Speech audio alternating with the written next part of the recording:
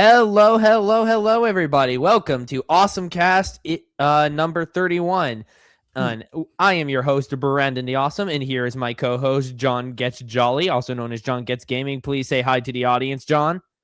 Ho, ho, ho. We're still here, even though it's a day after Christmas, wherever it is. I was debating on whether or not to stream because I didn't know, people are probably still with their family, all that, Christmas stuff. Some people probably are suffering a hangover. So, it depends on who's going to show up or not. Yeah, we just finished up the family gatherings probably just about 15 minutes ago, and then I'm getting packed for a cross-country trip for more family gatherings. So that'll start tomorrow, though, so we're good to go tonight. All right, Chase Hedge 66775, welcome to the stream. Xanato, welcome to the stream. All right, let's not dilly-dally. How was Christmas, Brandon? It was pretty good for me. How was it for you, John? I just got a lump of coal. No, it was pretty good. It was good times, and we're kind of having two Christmases because family living far apart. So I feel like a divorced kid. I get to have two Christmases. All right. Let's start by continuing where we left off with Bombastic's video. The one where he was talking about all the rise and fall of Disney's plans.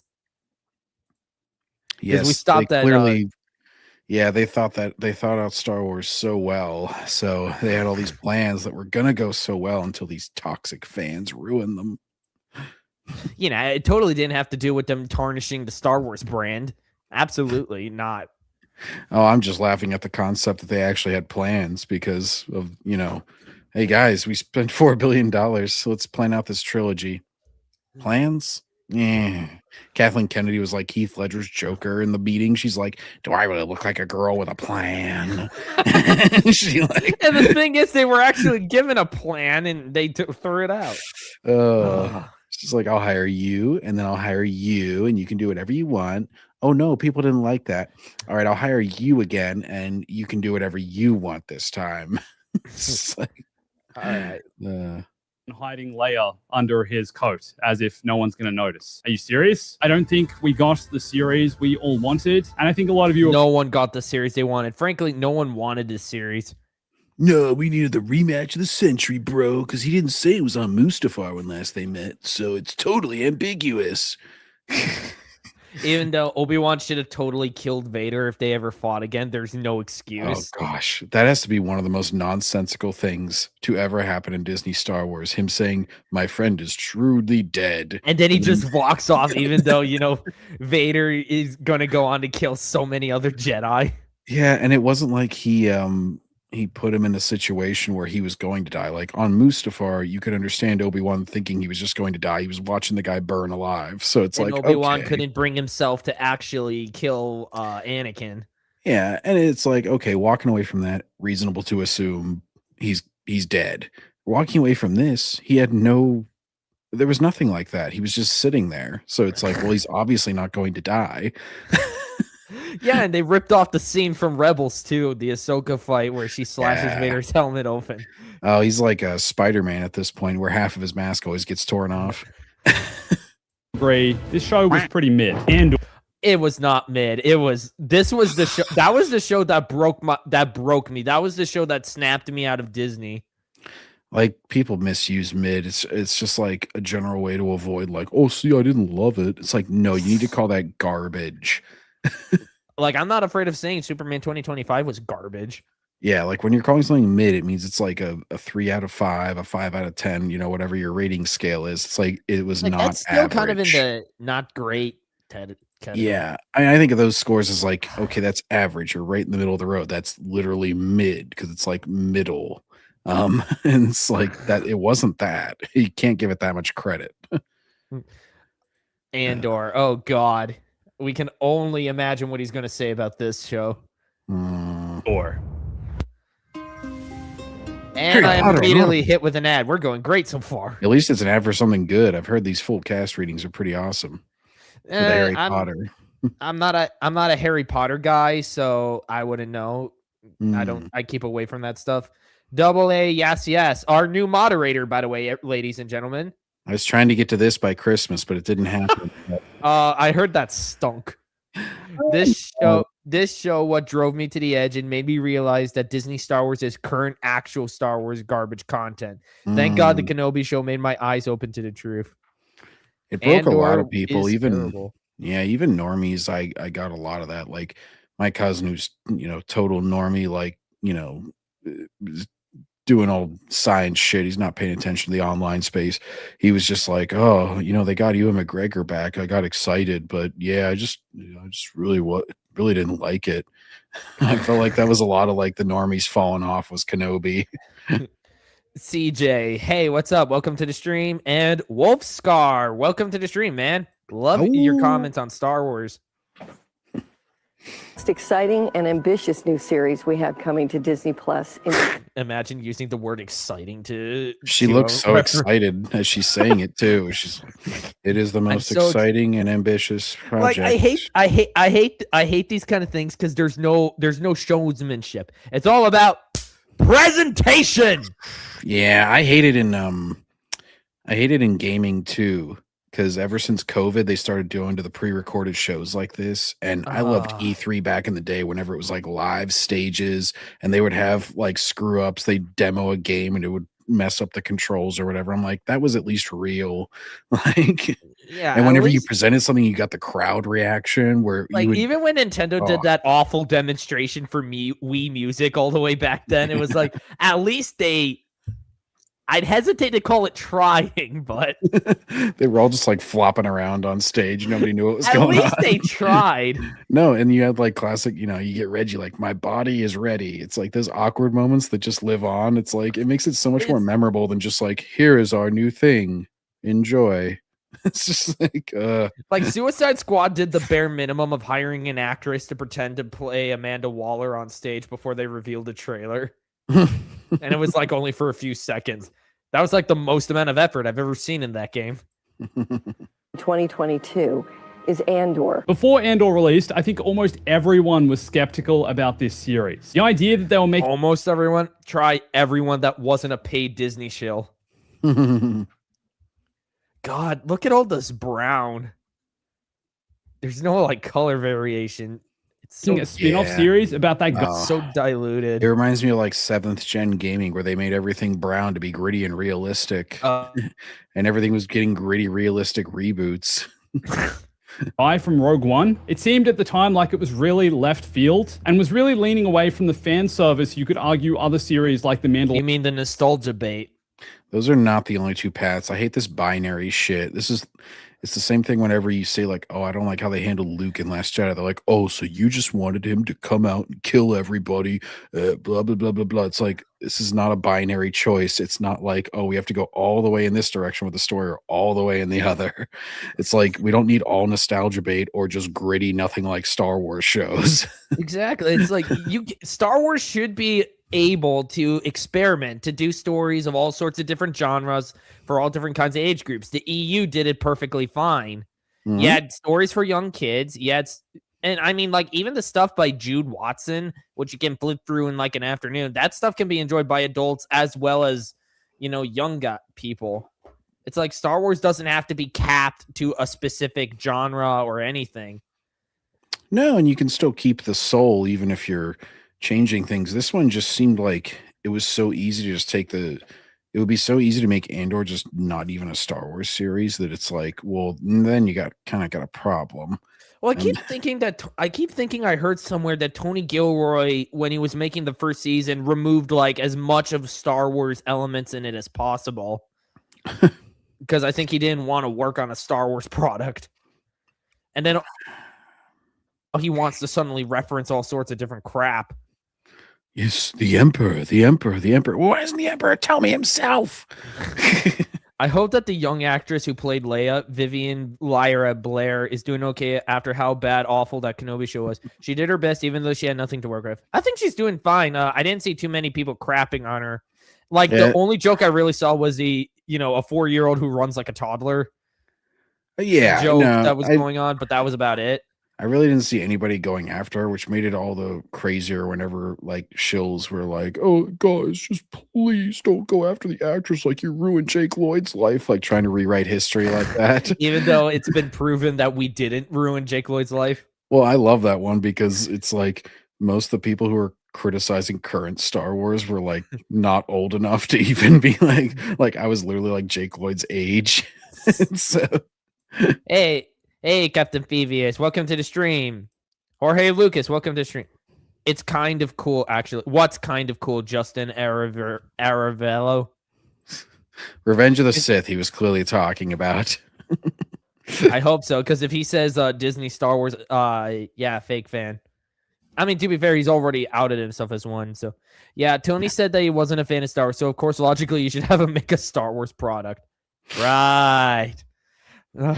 No, the Leia actress, though, I mean, a lot of people were giving her credit because even she called out the show for making no sense in the one interview. I think I heard that. Yeah. They were showing her, she's like, "Why couldn't they catch me?" basically, or something. Like, she was having fun with it. She's a child. Yeah. It's like, and Obi-Wan Filoni can't think were on, delivering. I've always said like Filoni can't think on like a third grade level because all of his battles are like 2D kind of. Yeah, just two giant armies, walking towards each other while shooting. He doesn't even have the sense to like make a line for the armies. It's always just like three people across, like marching towards each other. But yeah, it's like I always say that like he can't think on that level, and I think literally a kid actress can. I know he didn't write this series, but like that just shows the level of writing in Disney Star Wars. Like the 8-year-old is smarter than them. That said, little did we know it would turn out to be one of the greatest, most mature, most adult, most well-developed Star Wars projects ever created, and yet it barely made the ratings. Like, they had to throw this show onto Hulu in order to get it to work. It's so easy to get credit to. It's like, oh, we're mature and adult because we took out sci-fi shit and made them look like everyday people, like in this shot, gave them like trench coats and shit with maybe a weird hat. Like, where are the aliens? Yeah. Dude, it was literally like French resistance in 1950s. Even if this was, like, even if you separate this as a Star Wars product, it still sucks. Because it is so dry and lifeless. Like, you do not, and the pacing is atrocious across the board. And like the Andor sister plotline never got resolved.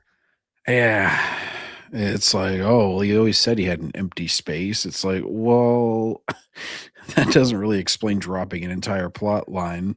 Like, have him like come to a dead end in that plot, and then he can have his always empty space, and he can like come to that conclusion rather than just like you're kind of like at the end of the season, you're like, oh yeah, wasn't he like going after his sister or something?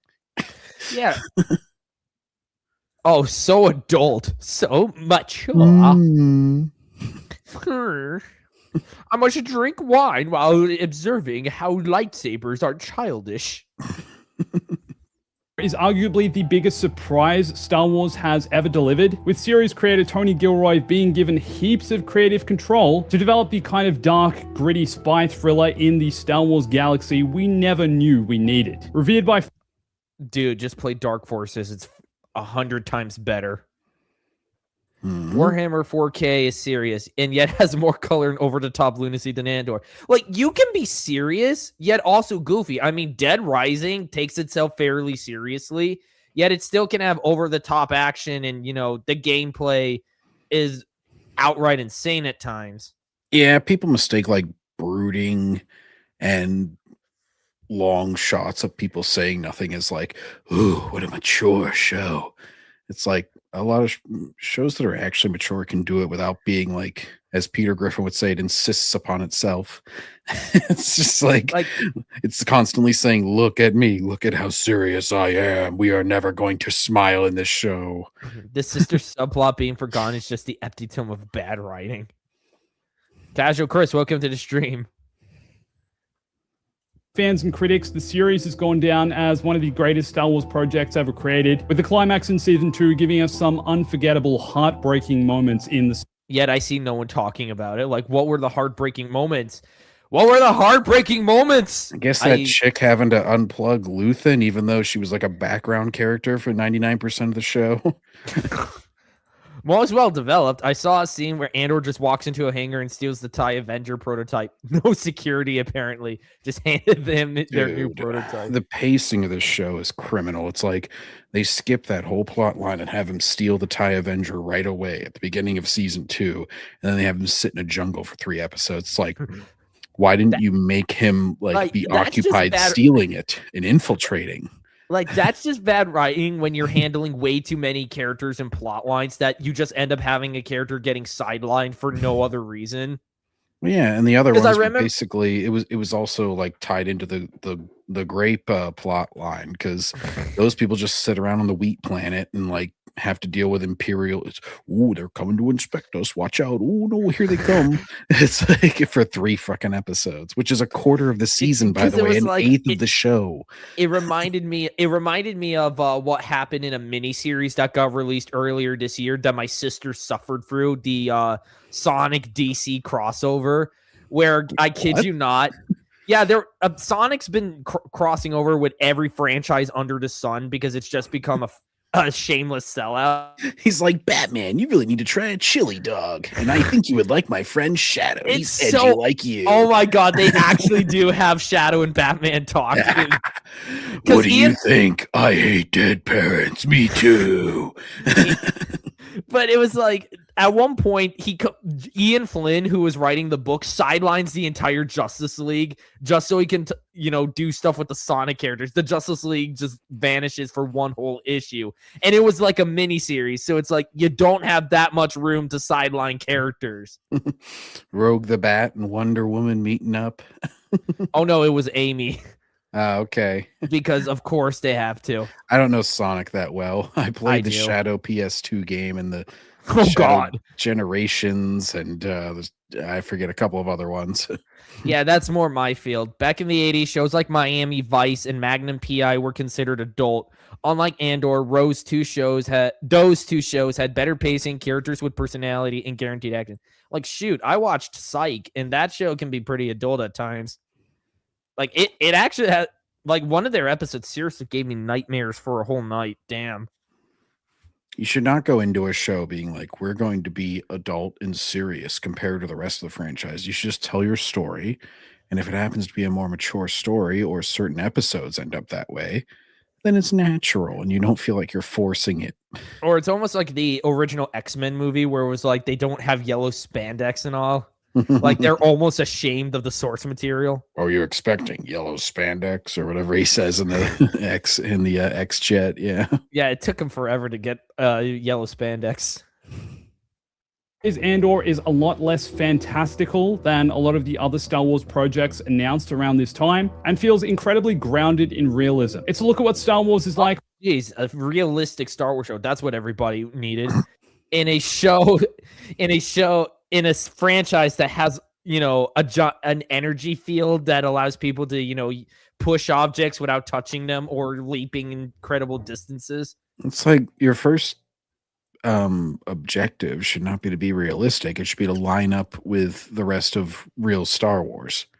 Like, however realistic that is, whatever rules it established, you can play within that. This one, it seems to think like realistic is just like making things closer to our world, like, which I get, like, that's realism in the most literal sense, but it doesn't make as much sense in Star Wars. It's just like, If make anything, things clunkier it's and more the one analog. thing you should never do in Star Wars. Never make it like our world. It's set in a galaxy far, far away a long time ago. So it's like, it should never look like Earth.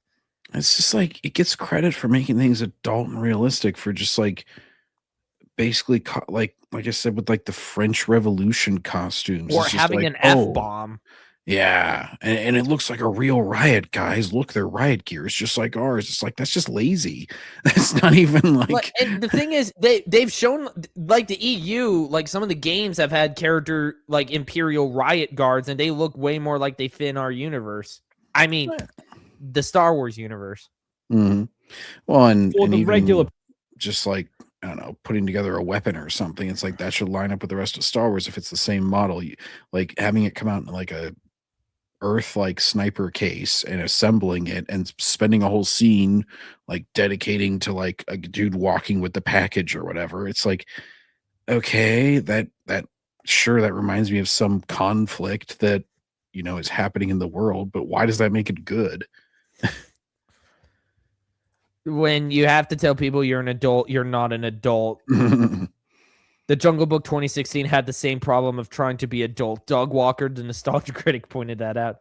Oh, good Lord. When you have Doug criticizing you. Yeah, he was ahead of the curve because, you know, the 3D and stuff and that was good. I was a little bit swept up. I think I was mainly just like, there were some shit ones kind of before and after that. So you sort of got suckered in by like the cheerleader effect of like, I didn't see it. I actually skipped over that movie.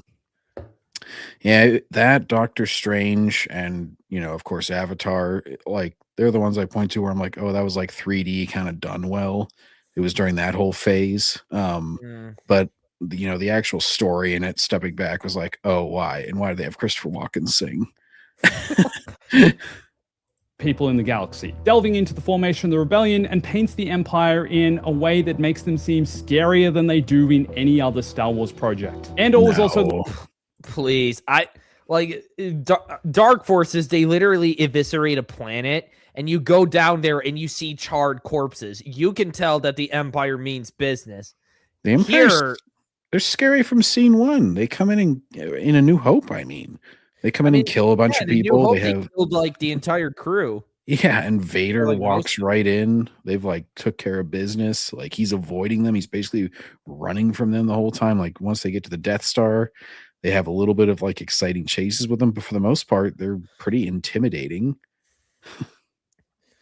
I'm telling you, man, they never watched this stuff beforehand. Largely filmed in real-life locations, unlike most of the other Star Wars series, which are filmed on sound stages and using the volume technology. But overall, I think we all agree. So I should hope that they can at least afford to film on a real location. This is like the one compliment. I'm surprised they can still afford to film multiple projects all at once. Well, you know, you get theme parks and merchandise, you know, and yeah, that's where they're getting their money from. They're not getting it from their shows and movies. And once again, I checked the Lego store this holiday, and there was I think 2 things from the entire Disney era in the whole Star Wars section, and the rest of it was all prequels and OT. Even Lego understands. Yep, they know what they sell, and it's not anything they created, but they still get the money from it now, of course, even if they're selling, you know, prequel era stuff. It's not like they divide it. So it's just like, oh, we can still make shit tons of money of things we didn't create. Disney Star Wars has completely gutted the Galactic Empire as a narrative part of the franchise. The EU portrayed them as part of the narrative. They didn't treat it as a joke. Yeah, remember the end of Mando season 1 where they have the stormtroopers like, oh, I can't hit anything because we're bad at aiming. Get it, guys? Or that one scene where Mando runs down the hall and he's getting shot, but because of his stupid armor. Oh. I swear to God. They try and make it like suspenseful that he's getting hit in the armor a lot versus a little. I'm like, it makes no difference. He's still not going to die. Nor is a huge success. It was not. No, it was like that was actually like a commercial. Like you could argue Obi-Wan was more of a success than Andor just because it got more viewership. I'm not talking quality, but like if I wanted to argue a success, I'd be like, Obi-Wan, this was at least popular. Because I remember they were saying that the reason the Kamala Khan show sucked so badly was because Obi-Wan was dropping around that same time period. That's what they were saying. Because we can't watch 2 shows in a week. That's just way too much. Well, I didn't watch the Miss Marvel show because I don't give a crap about that. Yeah, that's why everybody didn't rip off. Yeah, that's why everybody didn't watch it, and they were trying to find an excuse. Yeah. The same can't be said for Lando. Oh my God. I mean, it's so stupid that he's putting in the canceled projects. I feel like they're not even worth talking about. But I thought he would have wanted to watch this because it was like you had Lando bang a droid. Like, who wants to watch that? Yeah, what's his face came in and did kind of a bad Billy D. Williams impression. Donald Glover. Yeah. I knew I was going to say the wrong Glover because, you know, you always have Danny and Donald. And, yeah, he was just like, oh, he sat at a table, said a few clever lines, and then fucked a droid. Oh, God.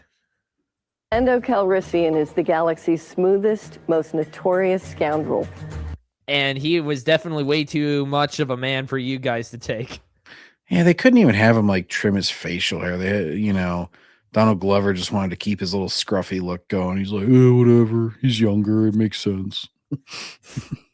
Because God forbid actors actually give a crap. And he'll return in a brand new event series for Disney+. This is one of those Star Wars projects that Disney seemingly announced with no real concrete direction. It was also revealed that just... Which basically reveals that this was going to be a complete disaster no matter what. Because it's like, they shouldn't announce all of these projects if they don't have some sort of plan. Nope. Hell, they shouldn't have announced the number of projects that they did either.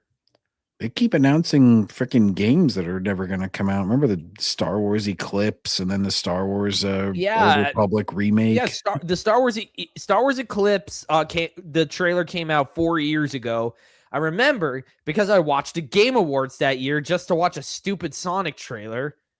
And it was like, I know the KOTOR remake got canceled. That got canned.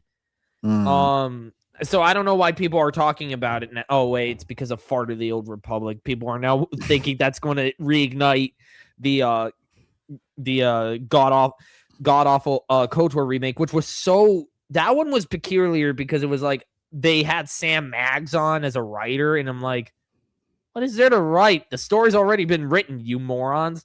And then I was hearing they were going to make it a weird hybrid where you could fit in both the EU and the Disney trilogy. I mean, Disney canon. Why don't they just need to do like a Crash Bandicoot style quote unquote remake where it's like from the ground up graphics, but everything else is the exact same. Yeah. Crash or Spyro. Yeah. And that's so easy. They did it with Medieval even where it's just like, I need to play that one. Yeah. It's just like, you can do a remaster. You can finally make it available on PlayStation 4 or 5 if you really want to make some money, because I would buy that in an instant. Just make it 1080p 60 or whatever. Or, yeah, if you're going to do a remake, yeah, just do the ground up graphics and keep the voice acting and all that shit.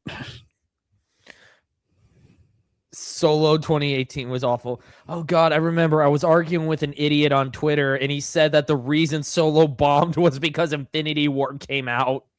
Oh, they were making so many excuses because they didn't want to admit that it was partially because The Last Jedi was hated, because they were still trying to argue that like everybody loved The Last Jedi and it was just like, oh, it's just a few people online that are mad. Hashtag Solo lost money. Because it was like 6 months after and they're like, well, nobody wanted a Han Solo movie. It's like, I seem to recall a lot of people, like there's a lot of areas of Han Solo's life that are not filled in. You could have made a great movie off of his life, but you just didn't. Shoot, they had two book trilogies for Han they could have adapted. Mm-hmm. And they didn't. Modern game devs are so incompetent they can't remake 20-year-old games. Look at what they did to the real OG web. There was that. There was Jedi Power Battles, which got gutted because my uncle bought that remake, and he said they removed all the platforming from it. Like, it's way too easy now. Yeah, it's true with movies and with games. Yeah, where like all you need, 90% of the work is done for you. I just want you to make it work on a modern thing and like make it work well. And some of them can do it, to be fair. Like Square Enix did the Pixel remasters where they're like, we're going to add all this shit. We're going to, remake all these, do all this art really well. And like Aspyr, it was weird because Aspyr's has a good track record with their remakes. I heard that they're, fixing one of the Lara Croft games. I think it was Angel of Darkness. The one that was like incredibly rushed and they had to cut a lot of stuff. I heard they were like piecing that one back together. Yeah, a lot of like the PS2 kind of era Tomb Raider games. Yeah, it's so weird that they've proven they can make good remasters. So for Jedi Power Battles and the Battlefront games, why whiff the ball so badly? Yeah, it's not like they're huge games either. Like Jedi Power Battles is like 10 levels, with a few different Jedi Masters, and then like the OG Battlefront games are like, it's a few maps, the stories aren't super long or anything, and they're on the same maps as the multiplayer. It's it's really amazing how simple it is, and yet you managed to fuck it up. I mean, to be fair, Battlefront also had the issue that you needed servers, and so many people, I think, logged on. Oh, yeah. Was developing the series that Donald Glover was returning as Lando Calrissian, reprising the role he played in Solo: A Star Wars Story, but it seems like this one really didn't get anywhere. Good lord, he does not look like a young Harrison Ford. So weird considering that you had like the Young Indiana Jones Chronicles, which had a kid who played a younger Harrison Ford and did really well. Following 2020, Kathleen Kennedy said in 2022 in relation to the series that they were waiting for Donald Glover to finish other projects before they moved forward with this one. But in 2023, Simeon revealed in an interview that he hadn't really heard anything that's going on with the series since 2020, since it was announced. Even though he was the Disney one Star Wars management, I have no idea what's going on. Or the Disney Star Wars story group. I have no idea what the hell's going on. I remember Christian Harloff. What's the guy? Pablo Hidalgo. He's like, well, guys, for any of you who think this isn't going to line up, they got Pablo Hidalgo looking over. He's a guru of the series. It's like, well, that turned out to be a fucking lie. And yet, earlier today, I was talking with some buddies on Scran's Discord, and we were talking about how they totally disregarded one of their own novels when they made Jedi Survivor. They did it with Ahsoka, whenever they made season 7. It was Clone Wars season 7. The Ahsoka novel's been retconned into oblivion. Dark Disciple got retconned because Asajj Ventress is alive. Mm-hmm. I think the Aftermath trilogy was semi-retconned with Cobb Vanth and The Mandalorian. Oh. I think. I could be wrong on that one. In 2023, it was confirmed that development on this series had shifted its focus to turning it into a film instead of a series. About a year later, it was revealed that Simeon was no longer involved with the project, and since then, we really haven't heard much about it. This one is likely never going to see the light of day, never going to be made, so... Thank God. What a complete fail. The Acolyte. This is going to be the only project he's going to have the balls to say failed. Because he's saying that all the other series are a fail because they didn't get released, and then he's saying mid to a lot of shows like Kenobi, or he's saying success. But now the Acolyte is the only show because I believe Disney is man enough to take the L for this show because they understand how much of a disaster it was, as much as the shills don't want to accept it. Well, it's kind of like whenever someone says like, oh, I've criticized it. It's like, oh, what was your criticism? Well, I said that there could have been 2 more episodes to the show. Oh it's like, God, that's not a criticism. That's just you wanting more of the thing that you clearly liked. So defend it. I actually did. This idiot who's been stalking me on X actually says the Acolyte deserves a season 2. Yeah. Well, I mean, it's just like, I'm going to demonstrate neutrality. What was your other criticism? Well, they could have used more of this character because they were so awesome. It's just like, again, that's not a criticism. It's just like you're trying to appear neutral while just being a complete shill. Bombastic is a Disney Battlefront activist. Oh, didn't he make like 500 videos because people were retweeting him about how he actually went to the Battlefield 6 event that EA was throwing just to talk to them about Battlefront 3. It's amazing in gaming, especially like how much, and I guess it's true in movies and stuff too, with like, Doomcock or Joshy Boy, where they'll just make up a rumor and they'll just act like there's this whole storyline that never even started. It's just like, oh, guys, we're really getting some traction behind this Battlefront 3 movement. It's like, I need you to listen. There was never a Battlefront 3 movement. This was 1,000 people retweeting and liking your stuff repeatedly, and you just making 5 million videos on the same thing. Oh my God. He actually made another Battlefront 2 video 4 days ago. I just checked. He's milking... people talk about grifters. Hey, Birdman. Hey, Birdman, where are you on this one? Like, this is a bigger grifter than anyone you've ever gone after. because he can't.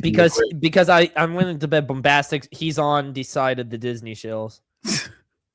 It's always the funniest thing. You're like, this is the definition of one, where he's just found a subject that he knows gets clicks, and so he'll just make 5 million videos on the same thing, even though it's based on nothing. It's just a foundation of sand, and he's just like, nope, he's fine. The foundation of air, because sand's physical matter. Yeah, that's true. That's true. The Acolyte is a mystery thriller that will take us into a galaxy of shadowy A mystery thriller where the mystery's already been solved. The mystery thriller that you accidentally revealed in the trailer subtitles. or no, wait. The Acolyte, a mystery thriller. The only mystery is how the hell could you screw up so badly? Or no, the mystery is how the hell did Leslie Headland get her hands on a Star Wars project? Oh man, there's so much you can do with The that. mystery is, how did May and Osha know to have the same hairstyle after however many years apart? Hashtag it's never gonna happen. Or how does that Jedi played by the guy from Squid Game not figure it out that it's the Jedi the Parent Trap? I love how they're like, oh, she couldn't have been in two places at once, and he's like, oh, she had a twin sister. What could possibly be the solution to this problem? It's like, you idiot, you're literally saying the solution and acting like it's not. secrets and emerging dark side powers in the final days of the Talk High about Republic edgy. era. The whole Acolyte marketing It sounds campaign. edgier. It sounds edgier than it actually is. Oh, who am I kidding? I was just looking at their graphic there. It's like, the slash across the Yeah. title. And then I remember the poster was like the saber with the blood coming out of it. You remember? So it was like they were being so fucking edgy with this entire Oh my god, I marketing. remember somebody fan edited where it was a dog wiping itself on the floor. Arguably the most controversial Star Wars series Disney has made. Oh, Well, not controversial, just hated. universally despised. Whenever they say controversial, it's always a safe word for instead of using universally hated. It was a divisive film. It's like, well, that means everybody hated it. No, it was divisive. It's a controversial TV show, so everybody hated it. And suddenly offers a different look at the Star Wars galaxy. Set during By telling it through the perspective of the dark side and trying to justify it. the High Republic era, the 8 episodes make this the second most expensive Star Wars series ever made, just behind Andor, which I think a lot of people argued is strange because this show was certainly not the prettiest looking Star Wars series. And I personally None really of, like them, none of them are pretty looking. All of them look extremely bland. They all look the same. Well, this one's also cheap because it's like kind of relatively small for the most part as far as characters, and then like relatively like recycled as far as they're like, it's always like the Jedi Temple or some dusty street or this jungle, and it's like they kind of just cycled through that for whatever it was. The beach area with that infamous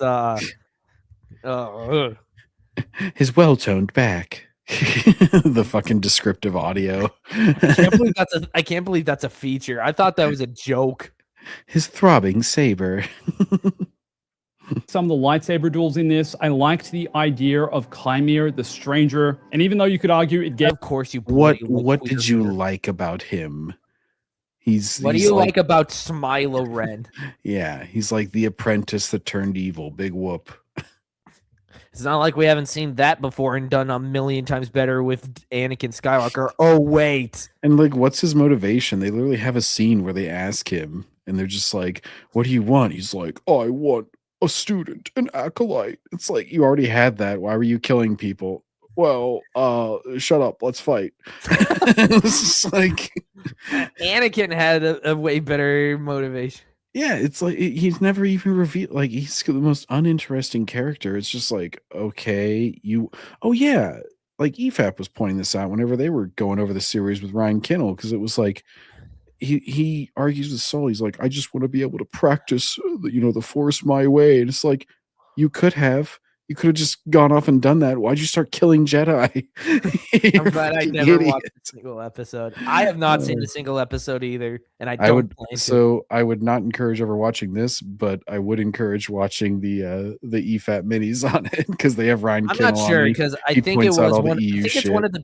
I don't know about watching EFAP because I think one of the people there loves Andor.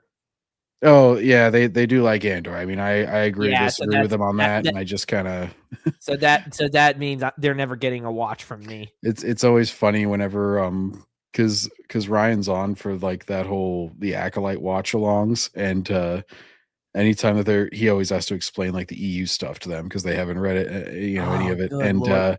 and anytime that they're like complimenting Andor or something, he's just like noticeably silent. You can tell he's just like, all right, just gonna let this pass, and then we'll get back to shitting on the rest of this. Because I can't yell at my teammates on. Yeah. 'Cause I bloody freaking hate it that we have so many like big subs, but they're not even like diehard fans of these franchises either. Hmm. It's like, Well, and those guys, they're at least honest. They're like, they're film people, and they just like concentrate on the films. I know, but So- it still sucks because it's like we have to fight the shills. We got to fight the fake fans. We got to fight our own side because we have to drain the damn swamp. Like, there's not a single person we aren't fighting. Gave us some of the most brutal deaths in all of Star Wars. Brutal. Come on, man. None of this is brutal. Mace Windu's death, that was brutal. yeah. Emperor Palpatine's death, that's freaking brutal. Hell, the guy getting his arm chopped off in the original version in the bar where by Hondo Obi-Wan. Baba. Yeah, where there's actual blood and shit on the floor. That's probably the most gruesome if you're gonna say that, just because there's actual blood. Just because it's not doing the cauterized thing. Yeah, I don't know how this is brutal. It's just more cauterized stabs. Big whoop. Someone gets stabbed 3 times. That's not brutal. That's just redundant. He only had to stab them 3 times because Disney Star Wars had already established that one stab is highly survivable. So he's like, fuck it, I'm not letting this bitch come back. Punch. After the Wokalite, I never looked back and rejected Disney Stars. Kenobi was the last straw, but the Acolyte series was, metaphorically speaking, taking a piss and a shit on my grave. Overall, I think most people would agree this series was kind of a flop, or just wasn't for everyone. Again, it's like most people will agree this was kind of a flop. Kind of. He can't just straight up come out and say this was a shit. He's gonna say because he named like 2 things that he likes, he'll be like, "Oh, it was mid." I think he says this is a fail. It suddenly has its dedicated fan base. Who, after the announcement, like, come on, hitting it with the helmet like that. What the hell? And yeah, he's like Katorsis doesn't headbutting work. them. Yeah, Kator. That's not how it works. Like, imagine, like, isn't it supposed to be like brittle and stuff and be able to break after? Imagine if like that was the time that it broke. Like he goes to headbutt it and they just slash through his head. They're like, oh, I guess he wanted to die. Huh? The Jedi are just utterly confused afterwards. They're just like, well, he threw his head into my lightsaber for some reason. I guess I beat him. And like Disney just takes the fun out of yellow lightsabers. That season 2 was cancelled to try to bring it back to life, especially considering the series ends kind of in limbo, and also gives us our first on-screen look at Darth Plagueis. Piss off. Oh, that is the cheapest. I remember seeing some post not too long ago about like, oh, people say how much they love Darth Plagueis, but then when he appeared, they didn't like it. It's like, yeah, just throwing a character on screen doesn't make it good. It's like if they congratulations, you threw in one of the most highly beloved characters from the EU into the absolute worst project you could have put him in. I mean, you put him in Disney Star Wars regardless. People were going to be pissed. It's like fucking Dragon Ball fans, and they bring back some character for like Android 8 or something, but he just like is taking a shit and just like falls over and bashes his own head in, and it's just like, well, he appeared again. You guys said you wanted that. It's just like, yeah, it kind of matters how though. Like this is storytelling and filmmaking. Like you can't just jangle the keys. These Jedi robes, the brown with the piss yellow robes, does not look good. That's the High Republic era. It's highly established that they all had piss robes. Majority of viewers, though, I just don't think wanted Star Wars to head in this direction. And there were suddenly some strange moments. She's supposed to be scared, and like she's not having a like most they all come running up, and she's like. She's not reacting. None of like half. Of She must have learned from Tessa Thompson on her expressions. How dare you? Oh no, wait, wrong person. But it's like so many of these actors cannot act in Disney Star Wars. They can't even do it for Marvel either. Nauseous when you travel through hyperspace. I don't get sick. I find it God. unsettling. Maybe this is controversial, but overall, based Oh, Leslie Headland's wife was the worst actress, though. I have to say, she makes Amanda Stenberg look like an Oscar winner. She was just Master Yoda. We must inform him. Honestly, Amanda Stenberg had way better acting in her diss track than she does in The Acolyte. You know what would have made the series ratings probably improve a lot? Amanda Stenberg she's got some great cans, and they didn't show them at all. You know, they gave her that stupid haircut, and they put her in a burlap sack for the entire series. Ayla Secura, I'm just saying, you could have worn her outfit. Sure, I'm being insulted with the diss track, but at least I have something nice to look at. You know what? If she's gonna bounce around and stuff, it's it would have made the hate watching the series on a pirate website a lot more enjoyable. Such a doll and dead face. Yeah. Kristen Stewart versus Amanda Stenberg. They both have the open mouth thing going. Yeah. the reception of The Acolyte, I think we have to call this one a fail. It's certainly. I think no. I think we have to. Aww. Like, it's objective. It didn't live up to the expectations of what most fans expected it to be. Rogue Squadron. Oh, what was that? What was the soy Jedi's name? He was talking in that one clip. Mog. I can't remember. His name was Mog, and I'm pretty sure. And he was just God. We have to go to the planet. The entire fight team was taken out. He had like a little lisp going too. This is like really this is what we're doing now. And he's talking to the green bean lady as where she's just like, I'm going to say every line in the same way with a slightly tilted down face. And they have her wielding a light whip for one scene just to God. Yeah, to put it in the trailer where she kills some random moth. And they stole it from the EU as per usual.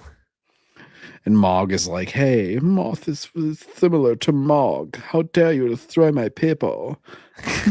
The director of the Wonder Woman franchise will bring her inspired vision. The woman who both rose Wonder Woman to great heights and then similarly drove her into the ground with the following entry.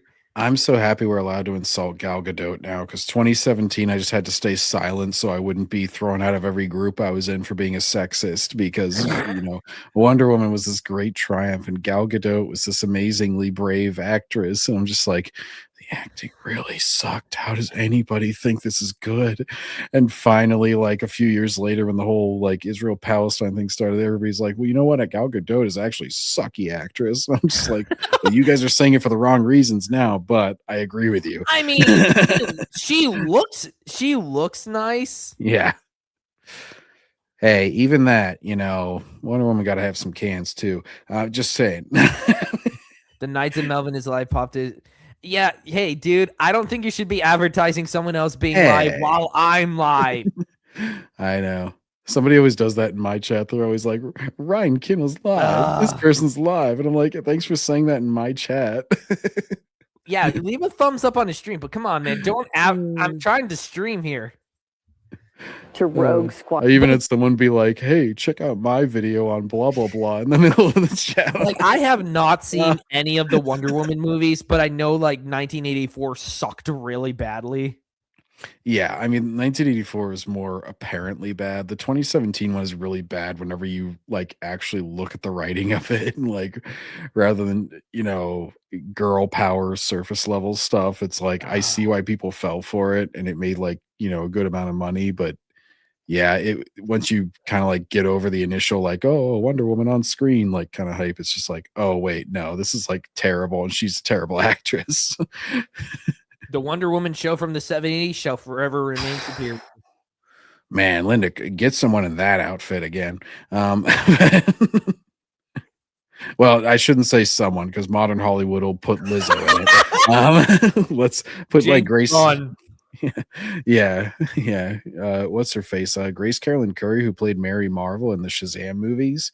I think she would make a great Wonder Woman for James Gunn's DCU. She's like a lot younger than Gal Gadot, and yeah, she definitely Yeah, fits I like the remember look of the Snarky animated J. I series. I remember Snarky J. I think she wore like the classic Wonder Woman suit when she went to go see Superman. Great thing to come out of that movie. Yeah, she likes the animated Wonder Woman from the Bruce Timm series as well. Yeah, she's all right. I personally like Hawkgirl more in that show. Mm.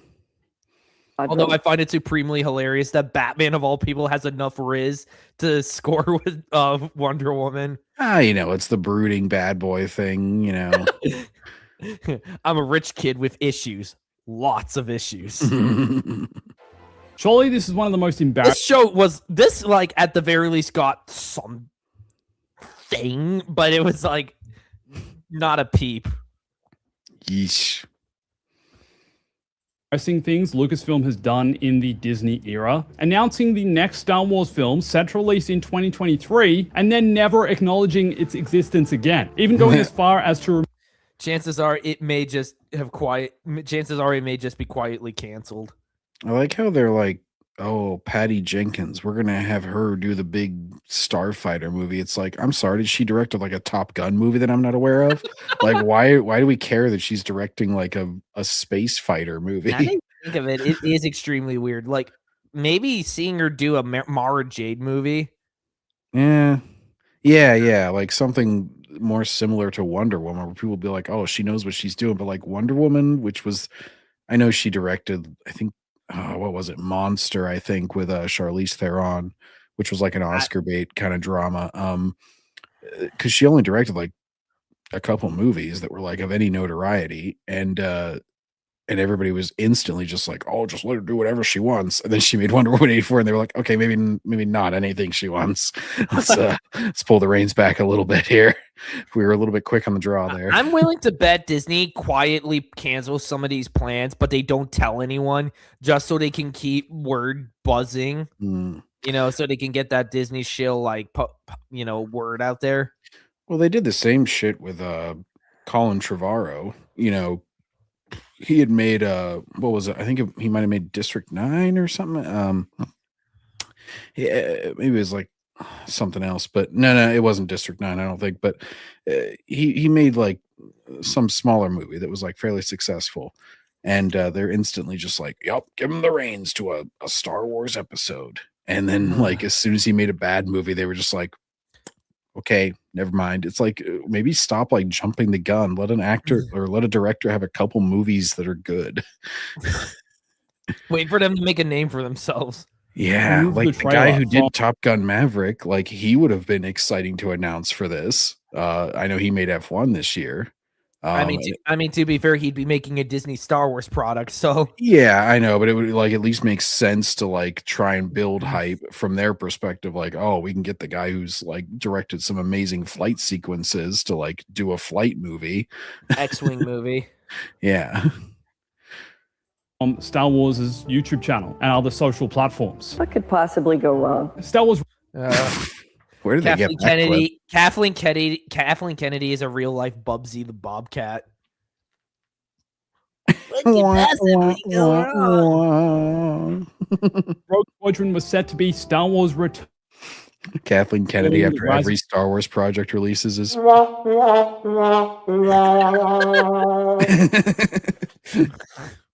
Skywalker, and was set to be directed by Patty Jenkins. According to StarWars.com, the story will introduce a new generation of starfighter pilots as they earn their wings and risk their lives in a boundary-pushing, high-speed thrill ride and move the saga into the future era. So it wouldn't have even been Rogue Squadron with Luke, Wedge, and the survivors of the Battle of Yavin. So is this guy just like showing only like Disney Star Wars clips?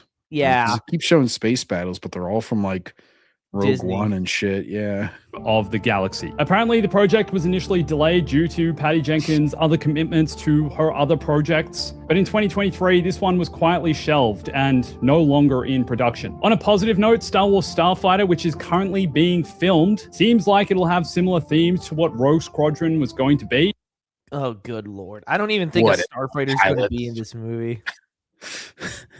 It'll probably have pilots, and he'll be like, "Oh, see, they took elements of Patty Jenkins." Oh, and look at this basic generic font. This Oh, doesn't look. This doesn't make me excited. This just is like, yawn. yeah, that is pretty fucking basic. That's like some Times New Roman with a little italicization going And on. besides, we already got the real starfighter way many years ago on the PS2. The pilots would have been DEI hires with no proper flight training. They're like obese. They can't fit in the fucking cockpit. So they're going to have to like do some camera trickery. And then they're like, "Oh, calling it a cockpit is sexist or something. You need to call it a pussy pit." Oh, that sounds worse. But seriously, man, this one was a complete fail. A droid story. Lucasfilm. Oh my god! You're gonna say everything that didn't come out as a fail. Like, this isn't really exciting anymore. Yeah, I'm thinking of Animation will be teaming up with our unparalleled visual effects team ILM and he's just like wiki warrioring it too, where he's just like, the announcement was at this time, and then there was a quote about it at this time, and then it didn't come out. Fail. develop a special Star Wars adventure for Disney Plus, a droid story. So apparently Lucasfilm Animation was supposed to team up with ILM to create an animated Star Wars series that would be introduced to a new hero guided by R2-D2 and C-3PO. What's crazy? Oh my god! So like the Forky of Star Wars, or the Toy Story 4 character, where it's like you have the popular characters like just integrate in a new one that's like in the same vein but less popular. Or maybe something like Monsters at Work, where they used Mike and Sully and then they shoved in a new cast. Oh, I didn't know about that. I didn't watch that show. That show had potential, but it was just squandered. Did they have the little slimy guy, the villain? What's his face? Mr. Waternoose or Randall? No, they're not in it. Randall, yeah. No, they're not. They're not in it. They don't retcon because this takes place after like the Monsters Incorporated. Okay. But Crazy is that literally since this was announced all the way back in 2020, there has been almost zero mention of its existence. you sound surprised. That's pretty No funny idea if because this is like an still in animated show should be like lower budget, easier to get No, out because there. she said that she says in the opening that Lucasfilm Animation would have been working with ILM, Industrial Light and Magic, for this. Like, I just feel like that was a tagline to sell to people. First Like, it of all, wouldn't that's have mattered. just like your own company working with your own company at that point. Like, Wahoo! it's just the Star Wars team is making a Star Wars project. Great. It's like saying J.J. Abrams will be working with ILM on the next Star Wars episode. Whoa. And somewhere behind the scenes, at the moment, it really doesn't seem so. You have to. Lord, what the hell did they do to C-3PO? I don't know what this animation is even. I mean, yeah, the art is also horrible, but like their movement is like them floating across the screen with minimal movement. Consider this one a complete, utter fail.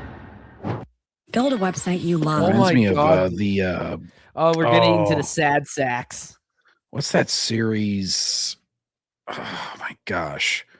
It was Marvel. What if animation? Oh God, I They saw always- the first season of that. I hate like the new animation where it's like they heard people whenever everything was like so 3D, like fucking Clone Wars, they were like, "Oh, we want more traditional looking animation." And they were like, "Oh, okay, gotcha. We'll make it 2D and put these weird outlines around everything, and we'll make it move like a Flash cartoon." It's like that's not really what I meant. I meant like actually animate it. Yeah. Oh my God. Batch. Building on the legacy of the Clone Wars, our new animated series, The Bad Batch, follows the Specialist Commandos. You're gonna love this. AKA, let's watch Star Wars desecrate more of the beloved Clone Wars series. I watched part of the first season. No, I watched the first season. That's right. Oh, Because that ends with shit getting blown up. And I started trying to watch season 2, and I'll watch whatever trash, just so that I can speak about it knowledgeably and normally it's kind of fun to shit on, but I could not even stomach, once season 2 got into it, and I was just like, oh my gosh, she's got her stupid, I'm Omega, and I have a bow that's a lightsaber also. It's just like, this Or the makes fact no that she's sense. somehow a clone, even though, they were only supposed to clone a guy. Whoa, she's a girl clone. Whoa. Gender is just Or a the fact construct. that they ended up character assassinating Scorch from Republic Commando. Oh, I didn't know about that part. Oh, no, they did. Scorch is in it. Hmm. And they character assassinated him. Force 99. In 2019, Lucasfilm gave us the much anticipated and requested Clone Wars Season 7. And they really delivered. They really delivered. The worst season of the worst show. One of the worst things to ever happen to Star Wars. Look, I'll give it this. It had better animation than the previous seasons, but when you have like a decade to work on something, you damn well better. But also it had Ahsoka like beating Maul, and it had the random, I think it was in that season where she was like with those stupid sisters that are like down on Yep. Coruscant. That is like the one arc that people actually hated from this season. Yeah, and they get captured, and then they escape, and then they get captured again, and they're just like stupid and trying to work on The their fact that bikes. Ahsoka, for whatever stupid reason, is brought back to the Jedi for no reason. Oh yeah, and then she's all pissed at them for like going to save the Chancellor whenever he's kidnapped. She's like, "Ugh, I see the Republic still comes first." It's like, Ahsoka, why is what you're doing more important than Coruscant being invaded? Yeah, why is a random ass planet more important than the freaking head of the Republic? I'm just gonna say it, Ahsoka. Mandalore's been a shit show since the beginning of this war. Everybody's always overthrowing everybody. They're all killing each other. They can go rot in hell for all I care. Coruscant is an actually civilized fucking planet, and we're trying to save it from a massive attack right now. So you can go fuck yourself with your self-righteousness, you orange cunt. I would love if Obi-Wan just responded like that, and Ahsoka's just like seriously cooked, especially with the final arc. But in the first arc of the season, we were introduced to the Bad Batch, Clone Force 99. Following the completion of the Clone Wars, like Clone Wars that should totally not exist because they shouldn't be mutated like that. Didn't they like retcon the Jedi Survivor games or Jedi Fallen Order games? Because wasn't this like the master from those was in that Bad Batch episode? No, that was the Kanan series, the comic series for Kanan. That was Kanan. Yeah. You're right. I knew it was I knew it was somebody that was escaping Order 66 was in that first batch. The Clone Wars 2008 sucked, and it sucked hard. Mm-hmm. Most fans wondered what was next for Star Wars animation. Well, essentially, we were getting the continued stories of certain clone troopers following the events of Order 66 and the fall of the Republic. Added clones now find their new place in the galaxy. The Bad Batch ended up being 3 seasons, and yes, even though there are a lot of filler episodes, some of the payoff episodes were so epic. And this was so epic, I barely saw anyone talk about it online. Wasn't it basically just trying to like retroactively explain Rise of Skywalker? I don't know, but I do know that I think it probably was trying to build on the garbage inhibitor chip retcon that they brought up in season 6.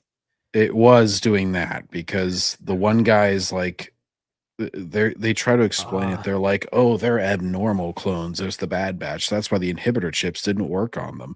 But the one who's like a clearly evil guy, the sniper guy, he's like, oh no, the chip does work on me. So then they gotta like get rid of that. And I forget if it's like power of friendship or they actually shock it out of him, but like they get rid of his inhibitor chip. And I think that's like the start of season 2 when I stopped watching. It's so stupid. especially the case when they focused on the clones themselves, the destruction of Kamino, clones questioning their morality, their inhibitor chips, for a series that's largely intended for They didn't know about their inhibitor chips. They weren't questioning them. None of them would have liked them if they'd been told about them. They question their morality. What morality? You basically just get turned on a switch and you instantly start betraying people. You don't see You have no say in morality because Filoni humanized the clones too much. Well, you could have had them question their morality if you would have just done the Battlefront 2 campaign, where they actually do question their morality and say they can't look Ayla Secura in the face. Because they know what's going to happen. Oh, see, I always thought it was because they were staring at her cleavage. I always interpreted that scene completely differently. Like, none of us could look her in the eye because we were all looking down. Audience, there are certainly some dark moments here, and I think it's only fair that we consider The Bad Batch a success. Taika Waititi. No. Oh my God, he doesn't even he doesn't even explain why it's a success or show any proof. He even said, like, there's a ton of filler and, like, names all this negative stuff. But then he's like, oh, but some of the stuff that the reveal episodes are really revealing. It's like, so literally just having important plot makes a show good to you. I could just make a show that's, like, meandering and shit, but you'll call it mid if I throw in the last episode, like, oh, by the way, this character died.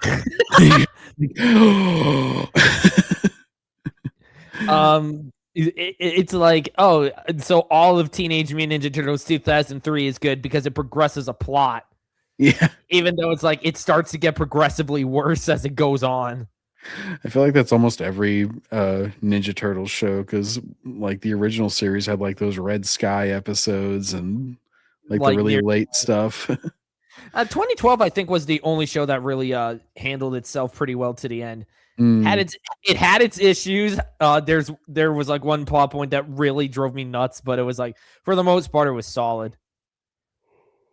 TD's film. We're currently developing. You can obviously tell that it's just you get a Star Wars project and you get a Star Wars project, and you like why? What does Taika Waititi have that qualifies him for making a Star Wars movie? Well, he made funny space adventure, so we'll make him make a funny space adventure with Star Wars. Same guy who said, "I'll destroy your mythos in a minute, baby." A brand new Star Wars feature with acclaimed filmmaker, Academy Award winner Taika Waititi. Can she not like me. re-record this shit? She sounds like she's rushing through a read. She's like, with acclaimed filmmaker, Academy Award winner Taika Waititi. I think they do this in one take because they have to get back to getting drunk. Apparently, this movie is like still currently in. It's like an awkward power. Like she could have been on a stage with like some Star Wars shit around her with the screen further back. Instead, it's just like she's in front of like a green screen. Oh man, the part where it was like Darth Maul sniffing someone's hair, that was like the funniest bit. Development, even though it's not in Disney's slate of upcoming Star Wars films. No, instead we have Thor make Thor. Instead we have Taika Waititi make Thor Dumb and Dumber. Taika Waititi. I actually liked Ragnarok, and then writing- I felt like he just lost the plot with Love and Thunder. And I'm like, I can see the roots of this becoming bad, but they at least seem to have some sort of guardrails on him with Ragnarok. And then they were just like, oh, do whatever you want now, Taika. And he was just like, all right, time to destroy everything. Ragnarok is actually progressively worse when you realize it's Planet Hulk adapted with Thor. Well, and there were still the cracks were showing, I felt like, because like the humor was still in inappropriate places, and there was a lot of like the same problems, but they were just so much more subdued. And then like the next film, it was just like that the problems were the entire film, and he was just like, screaming goats, we need more screaming goats. It's just like, and we need the Guardians in there for like one scene, and then they're gone. Yeah, to show that Thor was working out. This himself, but the details around how far along it is in development are quite loose. In the years following 2020, Taika Waititi has been asked about this film in numerous interviews, usually saying something along the lines of he's still working on it, he's still writing it, he's still coming up with the ideas, and he wants to make it truly. Oh my god, this sounds like me when I procrastinate. Working on it. I'm writing it. Southerners always say, well, I was fixing to do that. Feel like it belongs in the Star Wars galaxy. But at the moment, a lot of these comments just feel like a lot of hot air. There's no real concrete evidence that this thing is ever going to see the light of day. You don't considering say. It's not in Disney. I hope it doesn't. These comments feel like hot air. Just these comments, though, not like the entire presentation that she gave. All of this was hot air. The slate of upcoming Star Wars films, it likely won't be until the next decade until this gets made, if it ever ends up getting made. I don't know, man. At the moment, I feel like we have to call this one a fail. Star Wars Taika Visions. Waititi is like, he's like 80 years old, and he's just like, I'll finally make my Star Wars. They're like, it already crashed and burned, dude. It was like And Disney's decades ago. already sold it off to someone else. Disney has got Star out of Wars business. Oh, here we go. Visions. This is one I was actually excited for. This might have been the last thing that I was actually excited for, just because I'm like an anime guy, and I was like, oh, they're Visions getting will be a cool series of- studios to work on it, and it's standalone, so it I won't love be how they have to affected. constantly keep saying it's a Disney Plus original. Like, no crap. Who owns Star Wars now? Yeah, anything new that you make is going to be a Disney Plus original. I don't think you're like presenting other companies' works. An animated short film celebrating the Star Wars galaxy through the lens of the world's best anime creators. The idea behind Star Wars Visions, I think most people would agree, is really cool. Essentially get multiple animation studios to make their own Star Wars short with their own creative control and vision. To date, And make it barely look like Star Wars in the first place. Yeah, see, this is another example, just like I was talking about with Taika, where like you need a little bit of guardrails. It's like, it's cool that you got an anime studio to like make all these crazy like Anime out stuff. there, out there kind of animations where it's super stylized, but it's like make it a little bit more like Do what the micro series did. mhm. That's anime inspired. Yeah, and Jendy Tartakovsky certainly had his style, but he wasn't just like going completely off the rails with it to where he couldn't even tell what the fuck it was.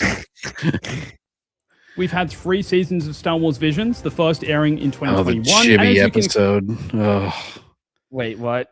There was like a chibi like band episode where all the Oh. characters were super cutesy looking on Tatooine. They were like playing in a rock band. Oh yeah, the one with Boba Fett. Yeah, I was just like, what is this? expect, I think, with any anthology series, the quality of the episodes are a bit of a mixed bag. Standouts, I think most people would agree, are The Duel, the Standouts. I hardly see anyone again talk about this. I like Like again, most of these shows are kind of like, oh, it happened, and then that happened. yeah, the whole anthology thing too, because like It's I only watched season 1 of this show, and there was one where like a apprentice and a master, they go and they find this old man who's like a dark side user on a mountain, and I'm like, I could see the bones of this like being a good story, but it was really rushed because it was an anthology and they needed to conclude the story in like one episode. Jeez, and- even even Star Wars Tales, one of the comic book that got me back into the EU after I took a hiatus, it was able to tell like multiple stories in multiple parts. Mm. Like I think one story went up to 6 parts. Yeah, they could have definitely done continuation. But yeah, they were just, it felt like they should have just like committed to it. It felt like they were trying to just like get all the cool anime stuff without like having to commit to an actual story. So they were just like, oh, here, you popular studio, you guys all make stuff and none of it'll matter and none of it has to continue anything. Ninth Jedi, which is getting its own spin-off series, and one of my favorites, The Pit. I really like that this series offers a lot of new perspectives to the Star Wars. The fucking lightsaber, like she had like 10 I like their lightsabers. pinwheel. Yeah. Overcompensating. Sorry, gorgeous, but General Grievous made multiple lightsabers look cool and practical. I remember there was one where it must have been a season 1 episode where the person had like the umbrella and it had like all these lightsabers on it and it was like spinning around. I'm just like, guys, stop with the lightsabers on everything. It's like, what's next? We've had a light whip, we've had the lightsaber What umbrella. next? A light condom? Oh, I feel like that'd be painful for both parties involved. All right, honey. It would definitely ensure that there's no pregnancies because it would plasma vaporize anything trying to go from point A to point B. Galaxy with the sheer amount of different storytelling opportunities from each studio. But overall, Half of this crap doesn't even end up looking like Star Wars in the end. And like, what storytelling opportunities? You have to Are conclude these it. supposed to be Ewoks? I think so, yeah. I always hate that in anime whenever they like do the half CG, half like trying to be traditional thing. It's like you're Japanese, you're supposed to care about tradition. Why don't you just do some fucking hand-drawn animation? Well, it's definitely not for everyone, and I don't think you'd say it's for the mainstream or casual Star Wars fan, who are most likely Okay. That was just literally watching the series Spirited like Away The girl for a second there. Wait, it's not for mainstream or casual audiences. So you just described it's not for any of Disney Star Wars' fan base. This show sucks and nobody likes it, but it's a total pass. That said, though, I think certain acclaimed episodes have to make Star Wars Visions a success. Oh my God. Certain. So this guy is like, if anything is in there that he likes, he will just overwrite all the bad The stuff. only stuff he doesn't like is the stuff that gets canceled. Yeah. Or is just like so universally bad he can't even like pick out things that are good. Like he said for Bad Batch and for Visions, he's like, oh, there's all these shitty episodes, but it's a success. Half of me is wondering if he's actually watched half this crap, because I know he's a Star Wars gaming channel. I think he's just generally going with the vibe online about them. He's just like, Yeah. Does Star Wars Visions, is it he'll like Rotten Tomatoes or whatever? He's like, oh, looks like people like this episode and this episode. Oh, success. Yeah, because Rotten Tomatoes totally isn't in Disney's back pocket. Season 2. We better clarify for Eric DeButts in case he's watching. We know that Rotten Tomatoes is an aggregate site because he always gets pissed off about this. We're talking about the aggregate. He's always like watching like Critical Drinker or someone, and he's like, he doesn't understand how Rotten Tomatoes works. It's an aggregate. It didn't say anything. It's just like, yeah, I think he knows that. He was saying that like most of the critics were mistaken when they praised this thing, and he's looking at the aggregate. He always gets all pissed off. He's like, he's misinforming his audience. He's like, no, he's assuming most of his audience isn't retarded like you. Which is exact, because I remember I actually went after somebody who was who went after Mr. Grizzy of all people. And he he was treating his audience like he was stupid. Some people argue that aside from Andor, this is the peak of Disney Star Wars. Oh my God, it is not. It is an overglorified video game fetch quest. Yeah, I remember that one episode where Baby Yoda eats something and they stay on the shot for like way long because it's so Way cute. too He's long. eating something, guys. Because that's every fucking episode. because Baby Yoda is the only thing that makes money outside of the parks. And even that is mooching off of something like nobody would care about Baby Yoda unless Yoda existed already and like was a popular character. So they're just like, oh, look, we made chibi popular character. At least Yoda's funny. Yeah, Mandalorian Yoda is season 2 felt cleverly like funny, not just redundant baby jokes. And Yoda actually, was more than just a joke character. He actually, did stuff. Yeah, taking stuff. Are you saying Yoda is more complex of a character than Grogu? How dare you? Indeed, I am. I am complex. Need I remind you of that Almost time that need- Grogu used the Force when the plot needed him to? Use the Force whenever I want. I can. In a fresh, exciting. Oh, and this is when we got Boba Fett. Yeah. Tamora Too many Morrison bears couldn't fit in my armor. Tamora Morrison even embraced the fact he was called Boba Fett. I'll give it to him. At the very least, it was like he knew what he was getting into was crap. Oh, Aquaman's dead. I needed to drink lots of beers. It was part of the role. Because he didn't get enough. He didn't have enough time to actually lose the weight. Because we needed to nostalgia bait Boba Fett. Direction. Relationship between Din Djarin and Grogu was getting even more adorable. Grogu's origins were still such a huge mystery, and the build. Here's the mystery revealed. He was an apprentice in the temple and he escaped. That's the big mystery. I hope you were happy. You waited 2 seasons to find out. Up to the final episode with the return of Luke Skywalker, I think was a moment. Oh my God, the ultimate nostalgia bait for Disney Star Wars. Yeah. Bringing in Luke, fighting in the fight, bringing in Luke Skinwalker, fighting all the fake dark troopers, making him look like a badass, totally ignoring what the hell would happen to him in a few decades. Enjoyed by both casual and hardcore Star Wars fans. The fact the series essentially... No hardcore fan. I mean, some hardcore fans probably fell for this back when it first came out.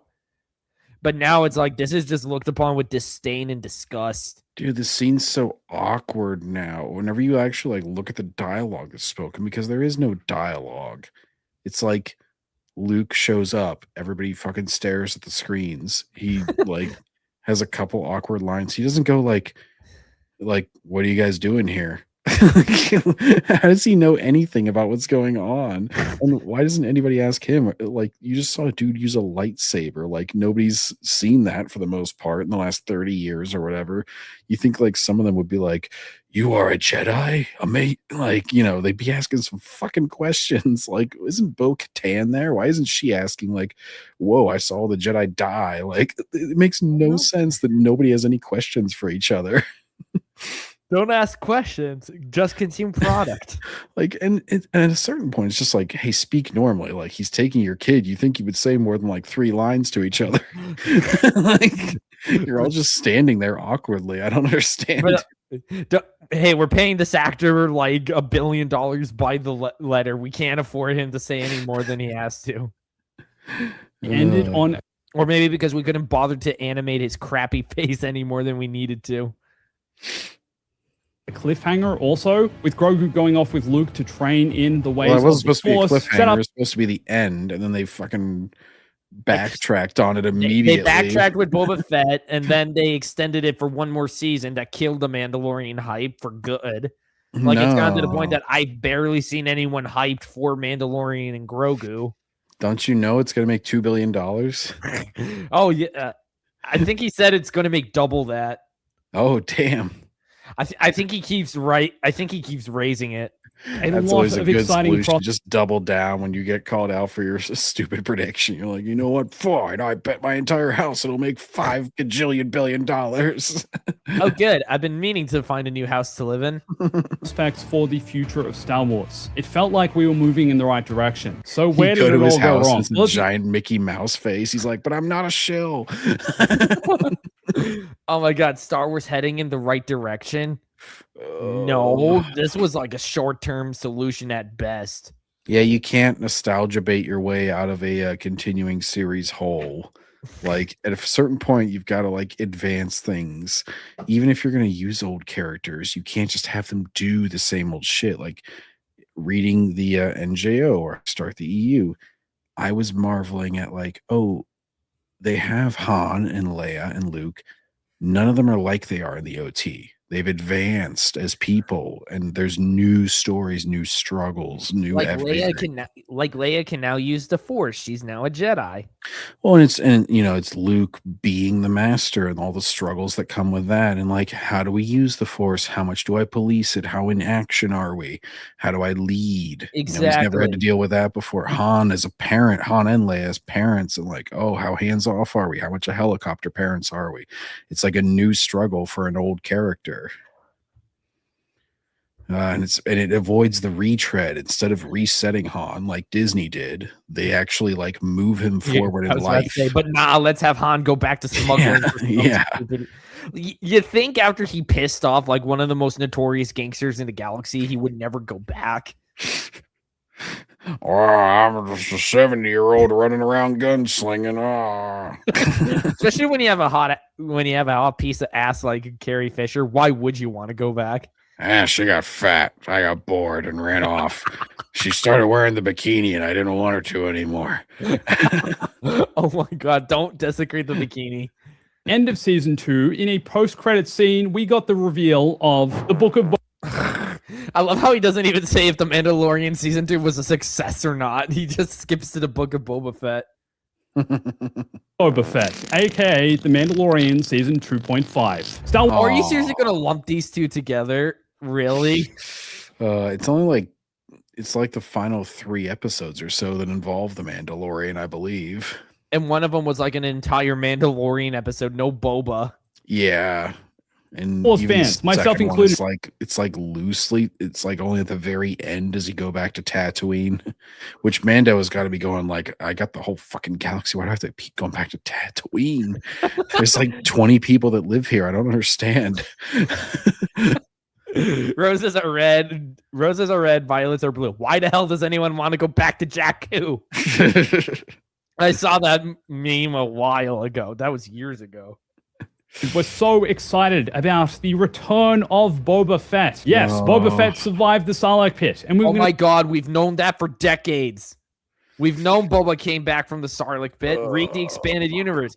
I know you know it exists, Bombastic. You played Bounty Hunter on your damn channel. But no, we needed to reveal that the slave trading Tuscans are actually the good guys. You know, the people who, you know, shoot pod racers for fun. That's true. They didn't even go to scavenge those. They were just like, yeah, let's go shoot some shit. Woo. Or the fact that they attacked. I think they attacked they attacked Jawas. They killed Shmi. I just love how they take Boba as a slave, and then he's like, "Oh no, the poor Tuscans." Oh, it's just like Boba. No, Boba develops an advanced form of Stockholm syndrome. see exactly how he did that. For years, for decades, people had speculated. It would have been funny if he was like, they were starving me as a slave, and they just look at him, and they're like, they were starving you, huh? And he's just like, whoa, I got better. I ate a lot whenever I got back. Shut up. That Boba Fett had survived the events of Return of the Jedi. And in this series, they're going to show us exactly how. It was also... Oh my God, we knew that. You're acting like this was the first time. Again, I keep saying it. These people are freaking tourists. They didn't get into Star Wars until it was popular to do so, aka after Disney bought it. Or whenever TCW came out. Well, once they knew that there was going to be new shit made, and so they could, cover it for their media, it was like, oh, this is going to be topical now. I better start covering it. Being directed by Robert Rodriguez, which I think most people were also excited for. This series... Robert Rodriguez is kind of whatever for me. Yeah, he's the very least kind of a has-been. Yeah, the Spy Kid movies have always been... Oh, yeah. I was thinking more like, Machete and or Machete and once upon a time in Mexico. I think I only saw Spy Kids by him. Desperado, I believe he directed. That's a good movie. But yeah, so that's like all older stuff though. Like any of his modern stuff, I'm like, ugh. Though I think made most people feel more conflicted about Star Wars than they ever had before. Why is it conflicted? Why isn't it just we're angry at the series because it sucked? Desecrated Boba Fett. Show the Vespas, you coward. Just riding around on bikes. Yeah. There you go. Going 2 miles an hour on their fucking scooters. I only know about the Vespas because I think I saw Luca around this time period. Oh. All around a freaking Vespa. Luka Doncic, the basketball player? Wait, what? Luka Doncic, the basketball player? No, Luca, the Pixar movie. Oh, yeah, that him too. Oh my God, these stupid cybernetic garbage. I don't think you can even do this kind of advanced circuitry on Tatooine of all places. Like you got sand. Don't you know that lady? She got shot in the stomach, and they brought her back to life on Tatooine just by putting in all machine parts. It's totally advanced on Tatooine. Oh my God! Boba Fett hanging out with the Tuscans. I didn't mind that so much. Why would you get a flamethrower in a universe where lasers exist? You're like, this will be much shorter range and less effective. Ooh, I'm gonna get you. Well. Flamethrowers at the very least work. That's true. It works better on a lightsaber, but they don't really run into many of those. Yeah, ever since a certain someone killed them all. And the Mandalorian hijacking Boba Fett's show. Oh my God, that is like one of the dumbest scenes ever. I just love and fucking they were joking about this whenever they're watching Boba Fett. This is a freaking donut. EFAB was just like, why is the gun train shooting at everybody? Like they're just in the desert, just shooting everything in that they see. It's like stupid train. Why is it a gun train? Like it's so Halfway true. through. I never thought about that. Why is that train so violent? Why like the Mandalorian is supposed to be a bounty hunter, and this is like the one ship you shouldn't be using for bounty hunting. Yeah, where are you gonna put your bounty, bro? He's just gonna shove him in here. He's got just a rotting corpse in there. He's like, oh, there's no cryogenic unit. Oh, it's rotting. Oh, it smells so bad. Oh, jeez. It's like a Rick and Morty sketch. Why did I not shove in a ventilation system? And this for me, and I think for a lot of people, was the beginning of the end. Essentially, The beginning of the end was when they decided to make this stupid show. The beginning of the end, dude. This is like 2022 or something. This is way after that. the hype and suspense built from the ending of The Mandalorian Season 2 Stupid crab droids. was undone in a matter of episodes in the Book of Boba Fett. For whatever reason, they decided to reunite Grogu and the Mandalorian in the most underwhelming way possible. For some reason, how about money? They brought them back together after all this time. Oh wait, it only been like almost 2 years. Immediately. Yeah. Like, I don't think there was really any time gap. I just love that. It's like, oh, we have this big epic goodbye. Okay, they're back together. It just shows like the emotional, commitment It's you like need in Disney Star Wars. It's like if Ice Age ended with Manny saying goodbye to the baby, and then the baby's back in the sequel. Like nothing ever happened. In this Deep cut reference there. I love Blue Sky. series, in a spin-off series that most casual fans who watched The Mandalorian didn't even see. It was as if they got scared, as if they were worried people wouldn't be happy with The Mandalorian and Grogu being separated, that they belonged together, and they had to do everything possible to get them back together as soon as possible. Also, maybe because Disney realized that everything they make is shit and that this was their only moneymaker. He's like overhyping the complexity of things. He's like, they did everything possible to get them back together. It's like, you mean they wrote them going, oh, never mind, I'm not going to train here, I guess we'll get back together. Like, it's not that complicated, guy. Like, what did he say before? It was something like, oh yeah, it was Baby Yoda's like origins. He's like, oh, there was so much to reveal with his origin, and then I explained it in like 2 sentences. And it's just like, there's really not that, like, you're doing what the shows do, which is you tease out something incredibly simple to try and fill time. Oh my god, like the Spider-Man suit in your friendly neighborhood Spider-Man again.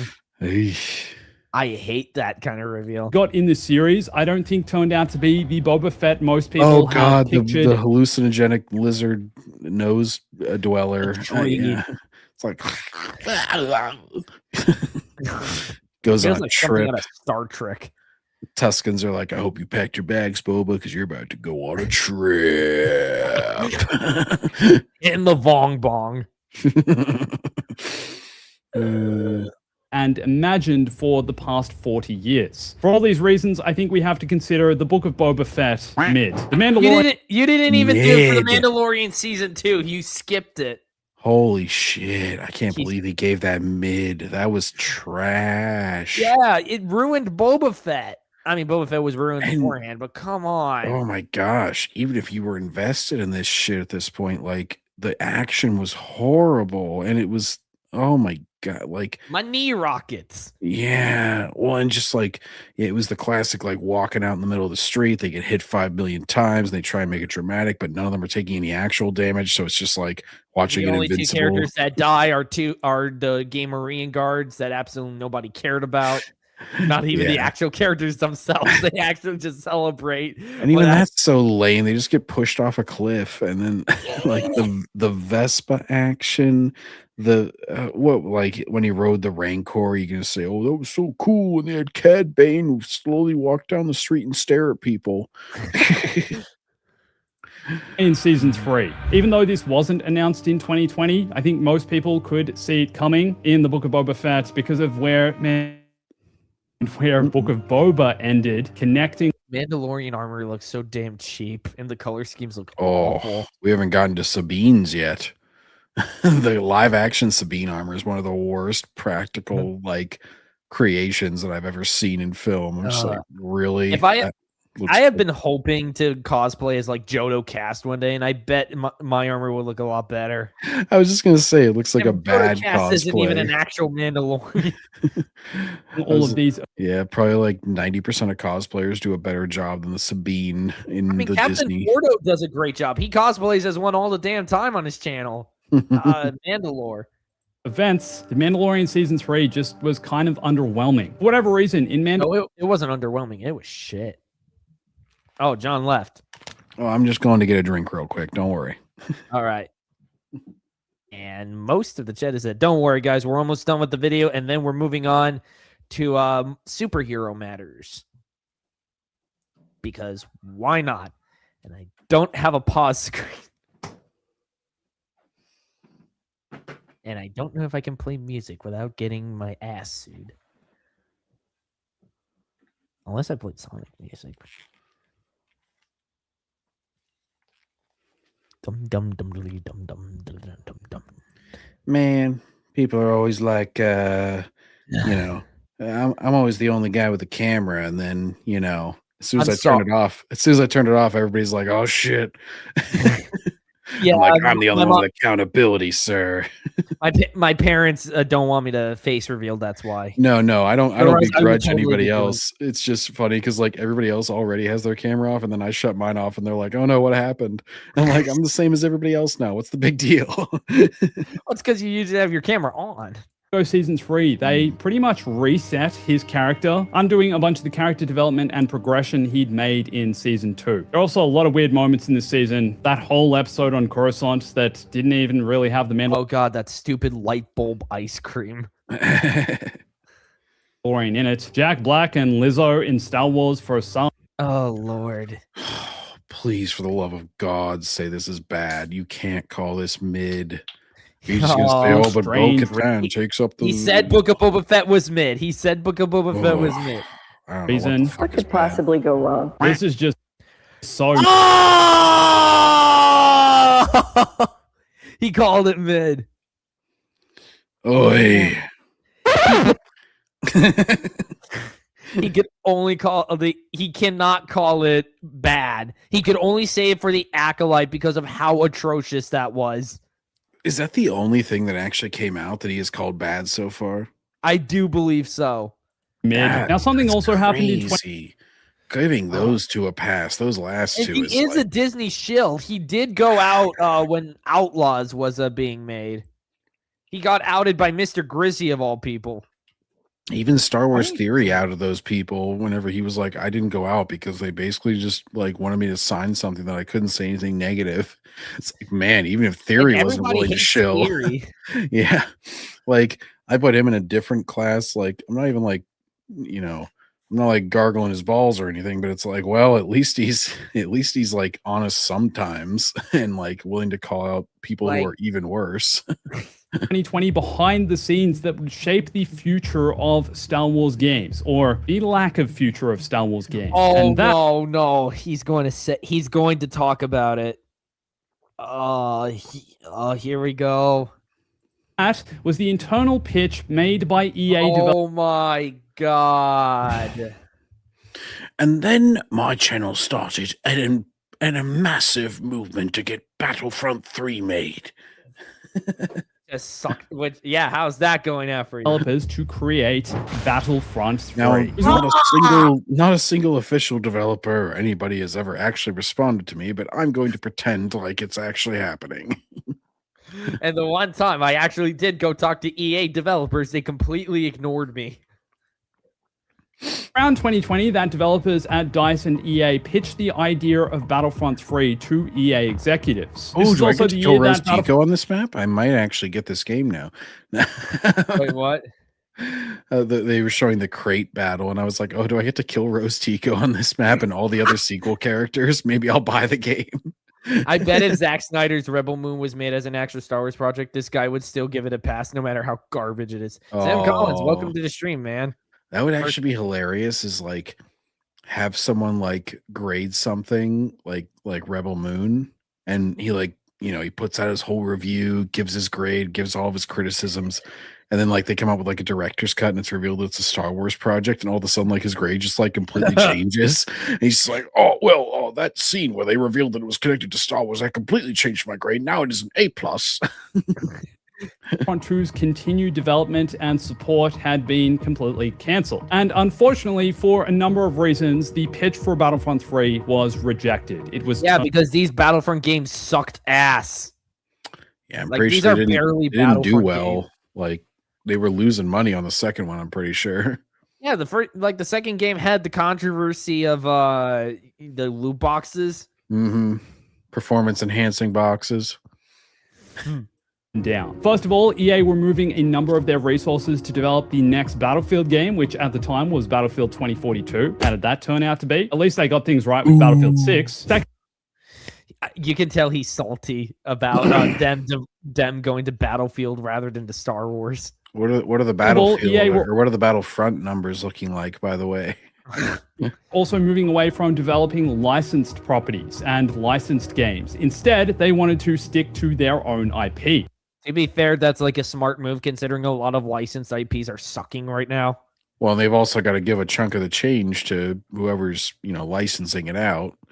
So like that's why Telltale ended up doing so horrible financially, because they were always basically things Back weren't to the selling. Future, Batman, Yeah, Walking it was all, Dead.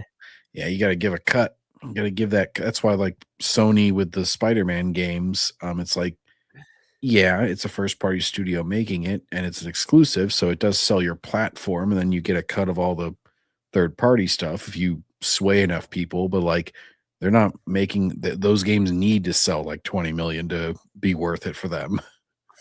Which was confirmed in a few statements by their CEO. EA's exclusive license to develop Star Wars games was also ending in 2023, and I think overall Battlefront 2 just hadn't fully recovered from the awful launch it had with the loot boxes and microtransactions, and I think EA decided they hadn't made enough money with Battlefront 2, so we're like, why would we make a third game? The idea and pitch for Battlefront 3 was a complete fail. Oh my god, I have this game. Oh, yeah, I have this one. I never played it. I did. It is not good. I'll wait for the next Star Wars, thing releasing to, be topical, and I'll play it. It has no online multiplayer, so I can't share in your misery. I think there's a way to do it though, but I have to figure out how. Star Wars The Skywalker Saga. Although this was announced in 2019 and set to release in 2020, the game was delayed 2 times, eventually releasing on April 5th, 2022. Even though The Skywalker Saga is vastly different from Star Wars games from the mid-2000s, it delivered a memorable, hilarious experience. It did not. This game's broken. Allowing players to travel to over 20 planets throughout the galaxy and play through the events of the entire 9 Skywalker Saga films in Lego form. Especially at the time of its release, the Skywalker Saga was hugely popular and I think is definitely considered a success. It is not. It is an unfinished mess. This game doesn't even have a character customizer, and there was supposed to be one. You can even find like the rooms where you're supposed to do it in the game itself. But they couldn't finish it, and they still haven't. You know what I played? I think it was just last year. Was the Lego Star Wars 2, the original trilogy? They released it on the PlayStation Classics, and I was like, "Yeah, I'll play that." That was before they had the voice acting and everything. It was the classic that was back like when physical Lego games comedy. that was like when the Lego games were really good. Mm-hmm. And no developer will ever respond bombastic his soul to Satan. He wants Battlefront 3.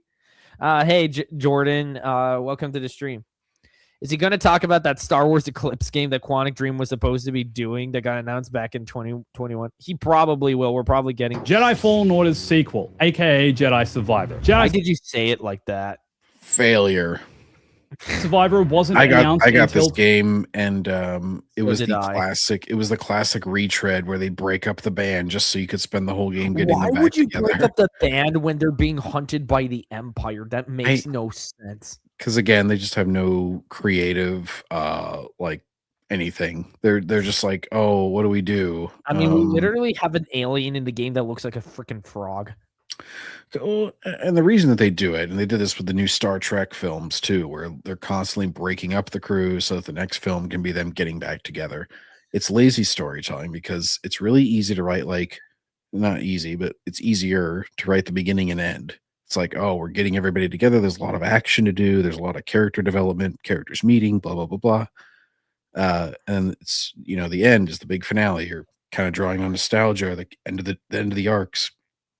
The middle and like developing and having them be together and like keep advancing is always the hardest. And they're so afraid to do it that they have to break up the band all the time and just get them back together every game.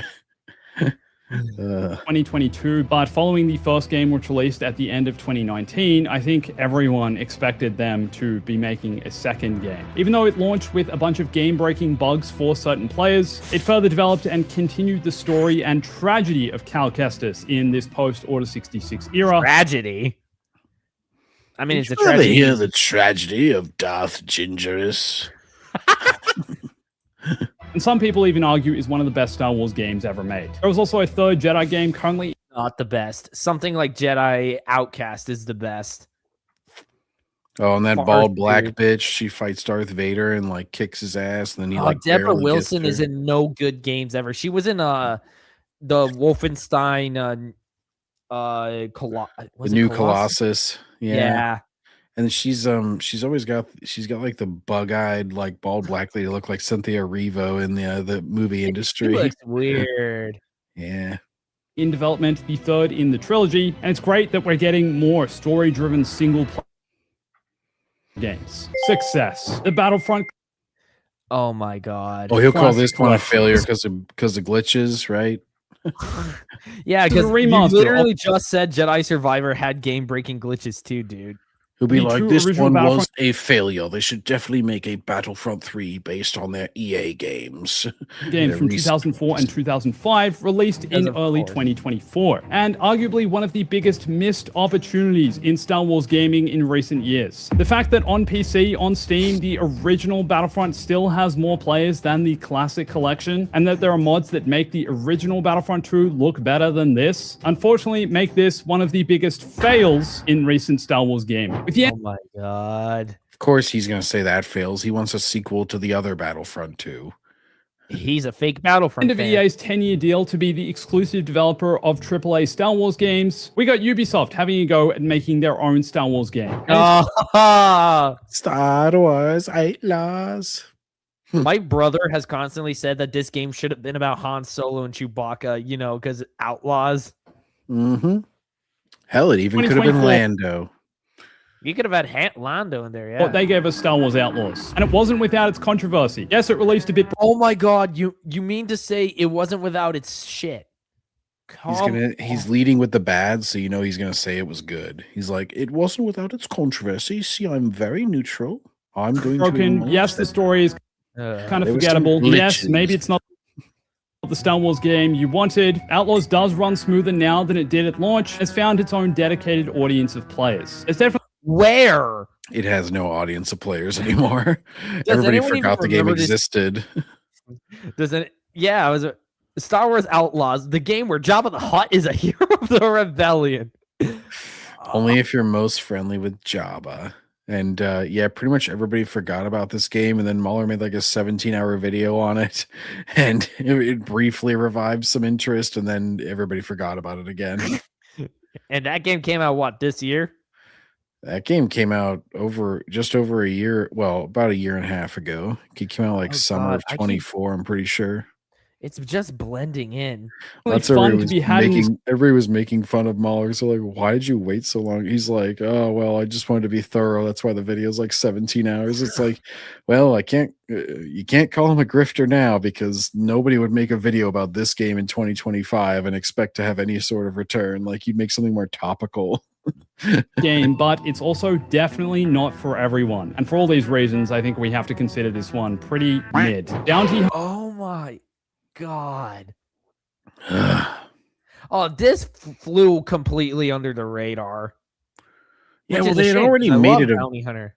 They had already made it available on modern consoles. Like I could already buy Bounty Hunter and play it on my PS5. I actually had Bounty Hunter installed because my dad got a Star Wars themed PS4, and with it, it came with a pack where you could download a Jedi Starfighter, Racer's Revenge, and Bounty Hunter for free. I have those Hunter from Remaster. limited run games. I have the physical little cartridge for the racers, and then Bounty Hunter. I have like a big box.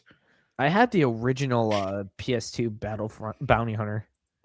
I love that I can say this, but Aspyr actually got this one right. When it was announced that this classic Star Wars game from 2002 was returning in 2024 with modern, updated controls and also updated graphics, I couldn't be more excited. And it I don't know. I've beaten the original and I love it. Honestly works so well. Yes, the game is still super janky at times. Yes, it's still ridiculously challenging at times. But the modern controls for this are seriously game-changing, and if you've never played Bounty Hunter, go do it. The story isn't canon anymore, but it's basically... Oh my god!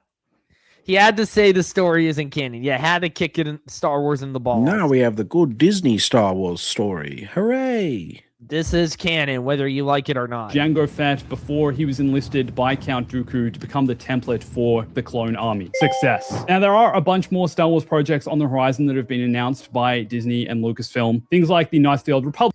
Ooh, we are so going to be covering that next stream with everybody as sort of a way to sign off the for the new year. Like, looking forward to what's on. We got 2 more videos to get through. These are a bit shorter. Thank God. That took like an hour and that took almost 2 hours to get through. And we weren't exactly deviating like we usually do. Good God. Nah, you just said a lot of bullshit. Too much bullshit. All right. The worst takes on the Supergirl trailer by High CHE. I've covered this guy before, and he hates our side of the fence. He absolutely, he's almost like me or Mr. Grizzy. Except he covers, Jester Bell. He covers Mauler, Nerdrotic, people that he thinks are just wrong about superheroes. He defended Iron Fart, the Ironheart show. Oh my God! And I think he at one point he called people racist at least 5 times. Video. My God! What's going on, guys? And he has a Miles Morales. He uses Miles Morales as his avatar. So you can already tell this is going to be great.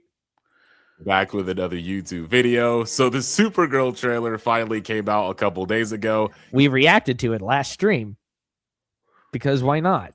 My reaction, I really liked it. Do I think it was anything Of course you liked it.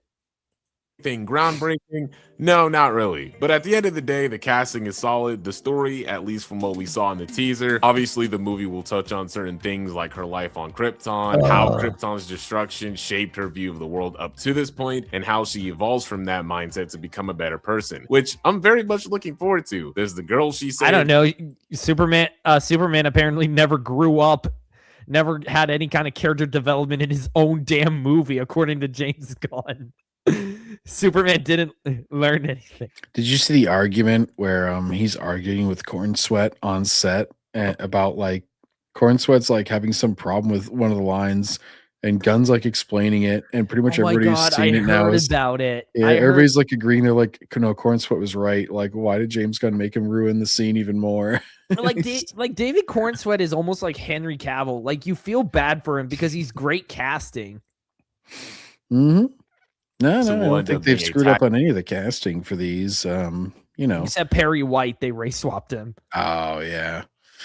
But for the most part, they got the looks of most of the like main characters, right? Nathan Fillion, maybe a little bit old, but like, he's got the haircut and all that. And then the only other casting I didn't like was the Hawk Girl one for obvious reasons. The mask didn't look right. She was way too short.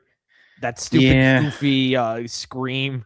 Yeah, a lot of that was like casting not casting, costuming and script. I felt like, I mean, I know she was still short, but I think without the screech, she would have been a lot better. Along for her journey, as well as Lobo, who looks absolutely perfect casting and design wise. Other than that, there's not really much. Lobo's not that hard. You give him some face paint, you throw some trench coats on him, and you put Jason Momoa. Like, it's not. Like you get a buff, muscular dude who can do like a really deep, gravelly voice. It's like he's basically like a character designed to be cool. Of course, it's easy to make him look cool. He's the 90s personified. It's just a teaser, but I do think it is a very solid teaser that gave us a good little glimpse into what the movie has to offer. Now, Dude, you like Ironheart. I don't think anybody should trust what you have to say looks good. I can't stand this format where people have like their little emoji person. It's like not even matching what they say. Like it's just kind of generic poses that he randomly inserts and switches. It's like, why bother doing that at that point? Just talk over the Supergirl trailer. Like, are you doing it for copyright reasons or what? Like at least one person I see who does this format does it very well because he at least like moves and makes it sound like he's doing something, like he's acting like he does it really well. Yeah, that's what I mean. Like Obviously, you there can are make it as long as like you show your character angry whenever you're yelling or like the Shady Durags does that all the time. I love that guy. Yeah, like this guy's just showing like 3 generic poses and just like cycling through them with nothing to match the dialogue. He loves Miles Morales because fake Marvel fan.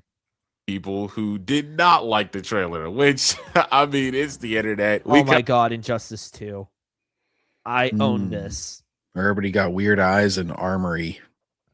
Oh my, yeah, everyone's so like the first game is slightly better in the costuming department. I mean, the writing for both of these games is atrocious, I would say. Like, why is Wonder Woman a member of the Justice League if she's clearly a supervillain? Kind of saw this coming, especially coming off of the James Gunn Superman movie stuff. Let me make it clear, there's nothing wrong with not liking the trailer. Except you're only allowed to not like it if it's for reasons I allow. It's basically his entire philosophy. He always does this. I've seen him do it before. He'll say, "Oh, it's okay if you don't like this, but." The movie's not going to be for everyone. The issue, though, really just it's not going to be everyone for shtick. Again, I'm seeing that it's like it's not made for you. Okay, so who've been a fan of the source material for years, this movie is not made for me. So who's it made for? Because it's certainly obvious that a lot of these people aren't going to go see it because nobody freaking cares. They just care if it's like, oh, it's woke now. Like, oh, it's doing this diversity thing now. Like, even if you're not the target audience for something, you can still judge it very fairly if it's good or bad. In fact, you're honestly like more in an objective position because they're not trying to emotionally manipulate you. Like I'm not really the target for an anime romance like film like Your Name. That's more of like a teenager probably targeted movie, whereas I'm in my 30s. But guess what? The movie's a fucking masterpiece. I can pretty easily say that. It's if it's well made, it can shine through for anybody who can actually like look at media and judge it. comes down to the reasoning behind it. And there we go. The reasoning behind it. Right there. That's his out. That's him saying, oh, it's okay if you don't like this movie, except the reasoning behind it has to be something I will allow. Mm-hmm. Well, and also he's like, oh, the movie's not going to be for everybody, so, it's okay to not like the trailer. It's like, well, no, you could be a badly made trailer for a movie I end up loving. Like, going on a trailer for a trailer. And there are quite a few bad takes going around. The most popular notion being that Supergirl is apparently the Galaxy ripoff. Oh my God. It is, dude. We've broken this down when we reviewed the trailer. He's going to say, oh, but it wasn't even made by James Gunn. And yet these people are all saying it looks like the James Gunn movie. And it's always like the same point. Like, except who's producing the damn film. I wouldn't care if like James Gunn, even if James Gunn's completely uninvolved, you would still say it's bad that they're clearly copying him. Like, it's clear that he is very heavily influencing. Absolutely. Yeah, at least she has a nice rack though. Now, although there is a similar aesthetic here, I think calling it a ripoff is kind of a reach. To be fair, that one screenshot you showed said it was a rehash, not a ripoff. So shut up. Yeah, and it's more than Like Like just honestly, that stuff. I don't think people call it a ripoff of Guardians. They just say it's another Guardians of the Galaxy. It's James Gunn making the same exact damn movie he's made several times already. It's a very similar vibe, and like it looks like it's going to be a similar kind of journey of like the outcast drunken down their luck. Oh gosh, I'm going to find a family. Especially when we get into, again, the reasoning behind why people are saying stuff like this. So let's just go ahead and get into these. And They're you guys will sexist. see what I mean. Do you guys want to know why Supergirl has a Star-Lord jacket to hide her iconic suit? It's because the CEO of DC Studios hates superhero costumes and thinks they're dumb. What in the hell is this? I don't know. He provided a source. Why don't you check the source? Mm-hmm. No, believe it or not, the idea of Carl wearing a brown jacket is from the Guardians movie in one of the very comics that the movie is adapted. Oh, but it's that one comic. It's that one comic written by Tom King again. We ignore all other Supergirl comics. Only Woman of Tomorrow exists. And it's like, first of all, people didn't. He says, "Oh, it's not from the Guardians movie." No one said that. The tweet you showed didn't say that. Yeah, Guardians did not. Already, invent you're getting trench crap coats. wrong. Yeah. He's going to try and take every single complaint he finds, and he's going to shove it under that umbrella of it's like Guardians. Mm. Adapting and taking from, she is shown wearing a long brown jacket over her suit. In fact, the comic actually opens with her wearing the jacket. Not to mention, Whoa. I have to say, I don't. Yeah, and guess how long? And guess how much screen time her actual costume is going to get? Barely any, I guarantee. Yeah, It's only probably going to like be there for like the third act. Yeah, end fight scene, she'll toss off her trench coat and be like, "I am Supergirl." Oh my god, that's flashing me back to Thor: Dumb and Dumber. I don't know what you mean when you say they are trying to hide her iconic suit, quote unquote. You clearly see it in full force near the end of the trailer. They're not trying to hide it at all. Oh my god. The idea is because it's like again, look at something like the Raimi Spider-Man movies or something like Batman 1989. They're showing that costume throughout the entire film. Look at All James three Gunn's acts. Superman. For as shit as that movie is, at least they have him in the costume. Like They don't right have from enough the Clark get-go. Kent, I would say, but yeah, they're not afraid to show it. They don't have him like wearing a jacket over it.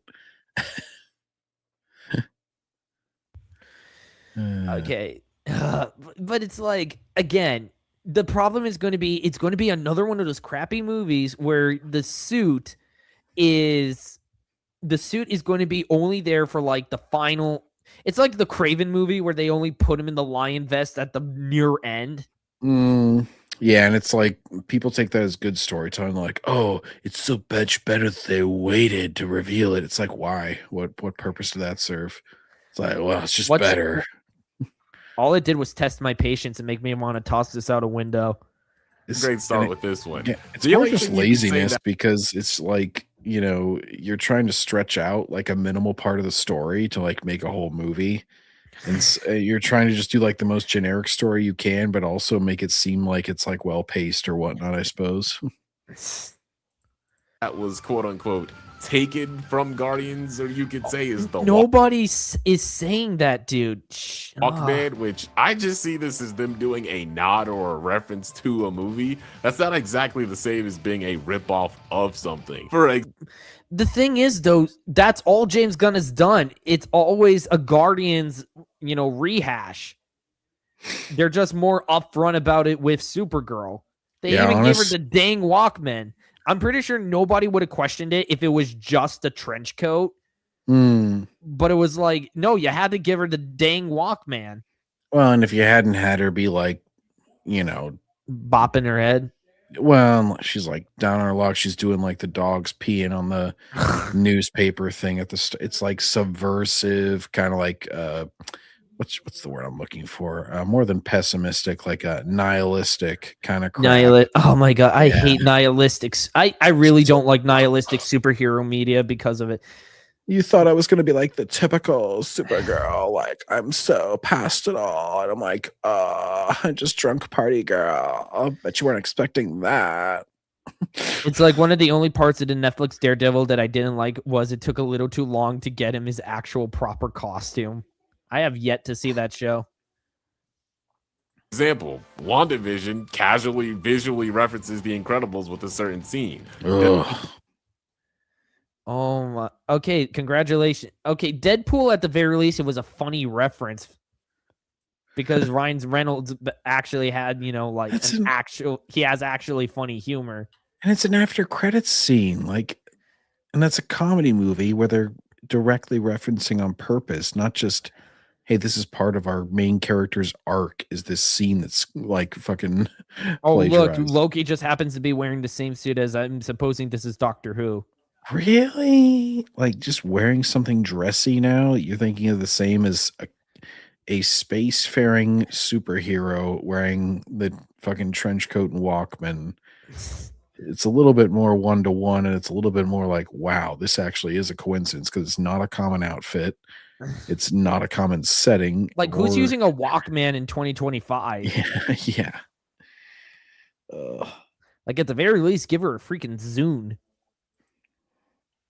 Does that make the whole show now an automatic ripoff just because they were paying homage to it? Like, this argument makes literally no sense. And yet we ripped it off. I mean, and yet we completely tore you apart. How funny. Supergirl trailer, we also have the brightly colored space bar with our protagonists taking shots. They're not even hiding it anymore. Is this nigga serious? And he puts They put the N-word on your channel. Oh no, am I going to get demonetized? Yeah, probably. Well, your face in your profile picture is black, so it's fine. the scene up of Supergirl and Drax drinking at a bar and trying to use this logic to say that Supergirl copied Guardians. Once again, unfortunately, you are wrong for a couple. You got web on your own face? He's stealing bits and pieces from the Across the Spider-Verse movie. Literally like the worst of reasons. So he's just like screenshotting. This came from the comics once again, and Woman of Tomorrow. Oh my gosh, if it wasn't for the fact that James Gunn remade his own damn movie several times, I guarantee you nobody would have a problem. Well, Outside of the fact that this was being based off a comic written by Tom King. And he handpicked the comic that he wanted to base it off of. And guess what? He picked the one that was the most like his own movies because he doesn't want to go outside of that comfort zone. He doesn't want to make Supergirl beating up, villains on Earth or something, or learning to be under Superman. Mm-hmm. Or literally doing the post-crisis thing where she was fighting freaking demons. Yeah, and then there's the Bruce Timm. He had Supergirl on his Superman show. Actually, she had a whole thing with it was meant to be their version of Power Girl. I think it was like Galaga or something. The fucking Supergirl clone that Cadmus made in the JLU show. Yeah, they've done she's been around for a long, long time. He cherry-picked the one story that he wouldn't have to change anything for. She does, in fact. And it had to be a comic that came out in recent year, made by a writer that absolutely the entire DC fan base despises. I just challenge all the shills. Reference a Supergirl comic from before. Reference one from before 2000. You have, because all I ever see reference is Woman of Tomorrow, and I think there was one other one that was like a graphic novel. It's like the character's been around a long ass time and appeared in a lot of places. Just reference something else. You're crashing out hard, John. Well, that in combination with I have to get up very early tomorrow to start a cross country drive. So, I am so sorry. Yeah, do you think we can wrap this up? And actually, no. Instead of doing this, let's just do the 6-minute video I got real quick. There you go. Because it's the thumbnail. I'm sorry. Oh boy, we got it. Colton Ogburn. Does Steve Rogers' Avengers Doomsday return hurt Sam Wilson? Oh no. They're just idiots. They've always been idiots. They'll always be idiots. I agree. I actually agree with all of that. That's why they invented Sam Wilson as Cap. and tried to have him replace him in the comics and then in the movies. And then it failed in the comics, so they had to bring back Steve, ruin Steve by making him a Nazi. I did that Steve Rogers is coming back for Avengers Doomsday. I love him. God, wash yourself, man. You look like you haven't seen a shower. Never. Bucky and Sam, and can't wait to see them all together again. I do wonder, however, if his return is undermining Sam's time as Captain America. All right, thank you so much for as Foul Cap. Yeah, his horrible show and his horrible Captain movie. America. You mean? Yeah, you mean the show that was very racist? Yeah, it's really undermining these highly successful properties. Oh wait, like 2 of them, and they both sucked. Question, and yeah. I too am super excited that Steve Rogers is back. But I have to say, I'm not even a little bit surprised. Like he's tweaking out. I've been telling you guys for years now. He sounds like it. But yes, of course, Steve Rogers, Chris Evans will be back in the next Avengers movie. It's a guarantee. Never doubt me. Okay. Oh, but look, you're a Disney shill. Doubt is literally the first thing anyone should do with you. I made a prediction that Disney would use nostalgia bait. Wow, I'm such a prophet. Now with like this confirmation that he's back, I have heard from, I guess you could say, 2 camps, one of which is more vile than the other, but both seem. I wonder who he's talking about. Chris Evans, by the way, 3 years younger than Anthony Mackie. So if anybody's going to come back into their mantle, this one makes the most sense. Wow. To think that this Steve Rogers return is somehow a commentary on Sam's role as Captain America, or like Marvel's response to Brave New World not being great or doing great. He can't even bring himself to say that it bombed horribly. Yeah, he utterly failed. And like you said, he'd already failed in the comics. So the character has never worked once. It is purely propped up. Yeah, failed in the comics. They had to drag in Steve to make him worse so they could bring back but now it's like they're just both of them are just Captain America in the comics because they're like, we give up. If there were no culture crap behind it, he would have been dropped almost immediately as that character. Like literally it's only their politics that are making them continue to try to prop him up. Same with Miles Morales. And a lot of other characters. I've seen the more well-meaning side of this argument where AKA the Disney shills and the fake fans. We're saying, well, what was the point of the end of Endgame? Let Steve rest. Let Sam have his time. And I just have to say that this suggestion that the return of Steve Rogers is somehow Marvel giving in and responding to Brave New World not being received well. And then there's, the more obnoxious side of the internet that is saying stupid shit like, oh, the real Captain America is back, and they can't prefer a character like Keep Their Mantle. They can't prefer like the original character that was around for the vast majority of its existence. Like God forbid I want Peter Parker to be Spider-Man. God forbid I want Bruce Wayne to be Batman. God forbid I want Hal Jordan to actually get a good movie. Take the slop, you fucking bigot. You will accept whatever character we change, whenever we change it to, whoever we change it to. Never! has conceded that no one likes Sam Wilson, Captain America. And I mean, the box office already proved that one. If anybody liked Sam Wilson as Falcon, why did his show and his movie bomb? Mm-hmm. Answer me that, buddy. Because of racist. to right the wrongs of the multiverse saga to both sides. And I mean, like, a special fuck you to the real Captain America's back. Screw you guys. Chris Evans would hate you. Anyway. Oh my. Wow. You really hate people that like Steve Rogers, don't you? I wanted to cover this after I saw this clip on Grizzly's channel. This idea of Chris Evans would hate you. They always do this with like a fictional character or an actor where it's like, oh, they will hate you. They will hate you for this opinion you have. Like, I've had people tell me, oh, Spider-Man would hate you because you don't want Miles Morales to be Spider-Man, or oh, Optimus Prime would hate you because you're a bigot. It's like so funny to me because it's like, why should I matter what a fictional character thinks of me or an actor thinks of me? Yeah, often they're just like twisting the character to like directly align with their political ideals. They're like, Luffy from One Piece would hate you. Why? Well, because he hates the oppressive world government. I'm like, I don't support that. It's like, oh, okay. Well, then I guess you would get along. Never mind. Here we go. Justin Aravello. He's back and he's defending Falcap. There's nothing wrong with diversity. Dude, people liked Falcon. He was his own character. They shouldn't have to take him and give him the sloppy seconds of a white guy. He was his own character. I would say to Justin, in the same way that diversity is not inherently bad, like just having a diverse cast doesn't make something bad. It also doesn't make it good, which is what people like this guy. What, hang on, sorry, I'm mirrored. This guy.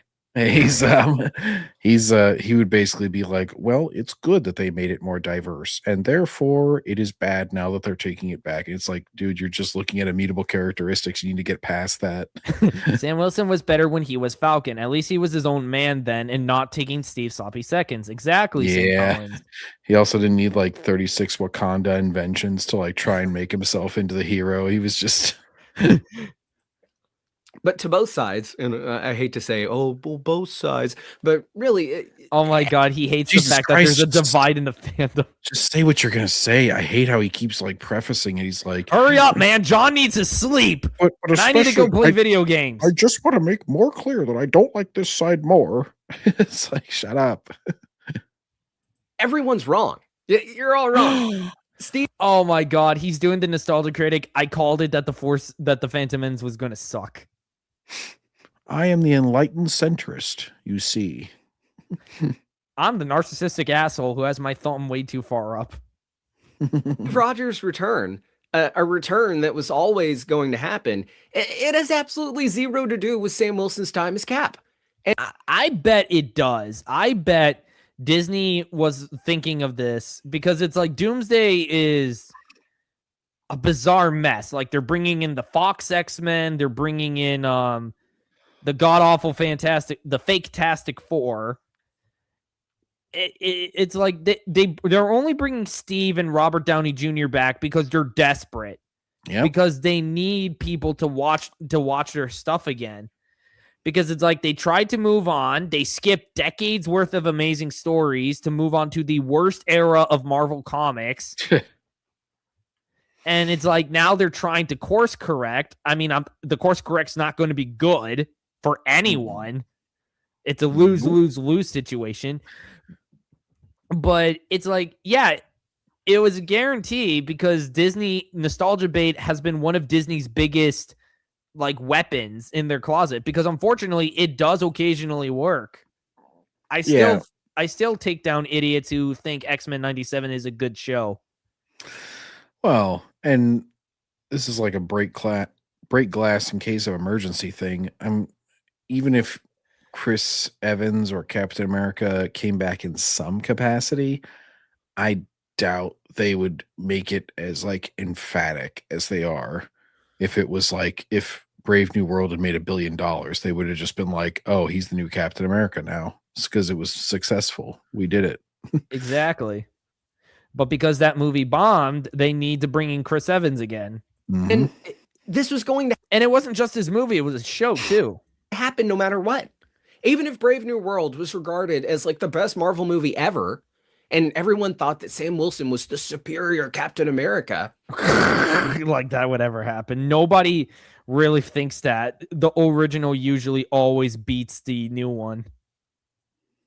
Steve Rogers would still be coming back for Doomsday because the story calls for it. Steve Rogers is a key piece of the MCU. A very important. Really? Have you seen the script?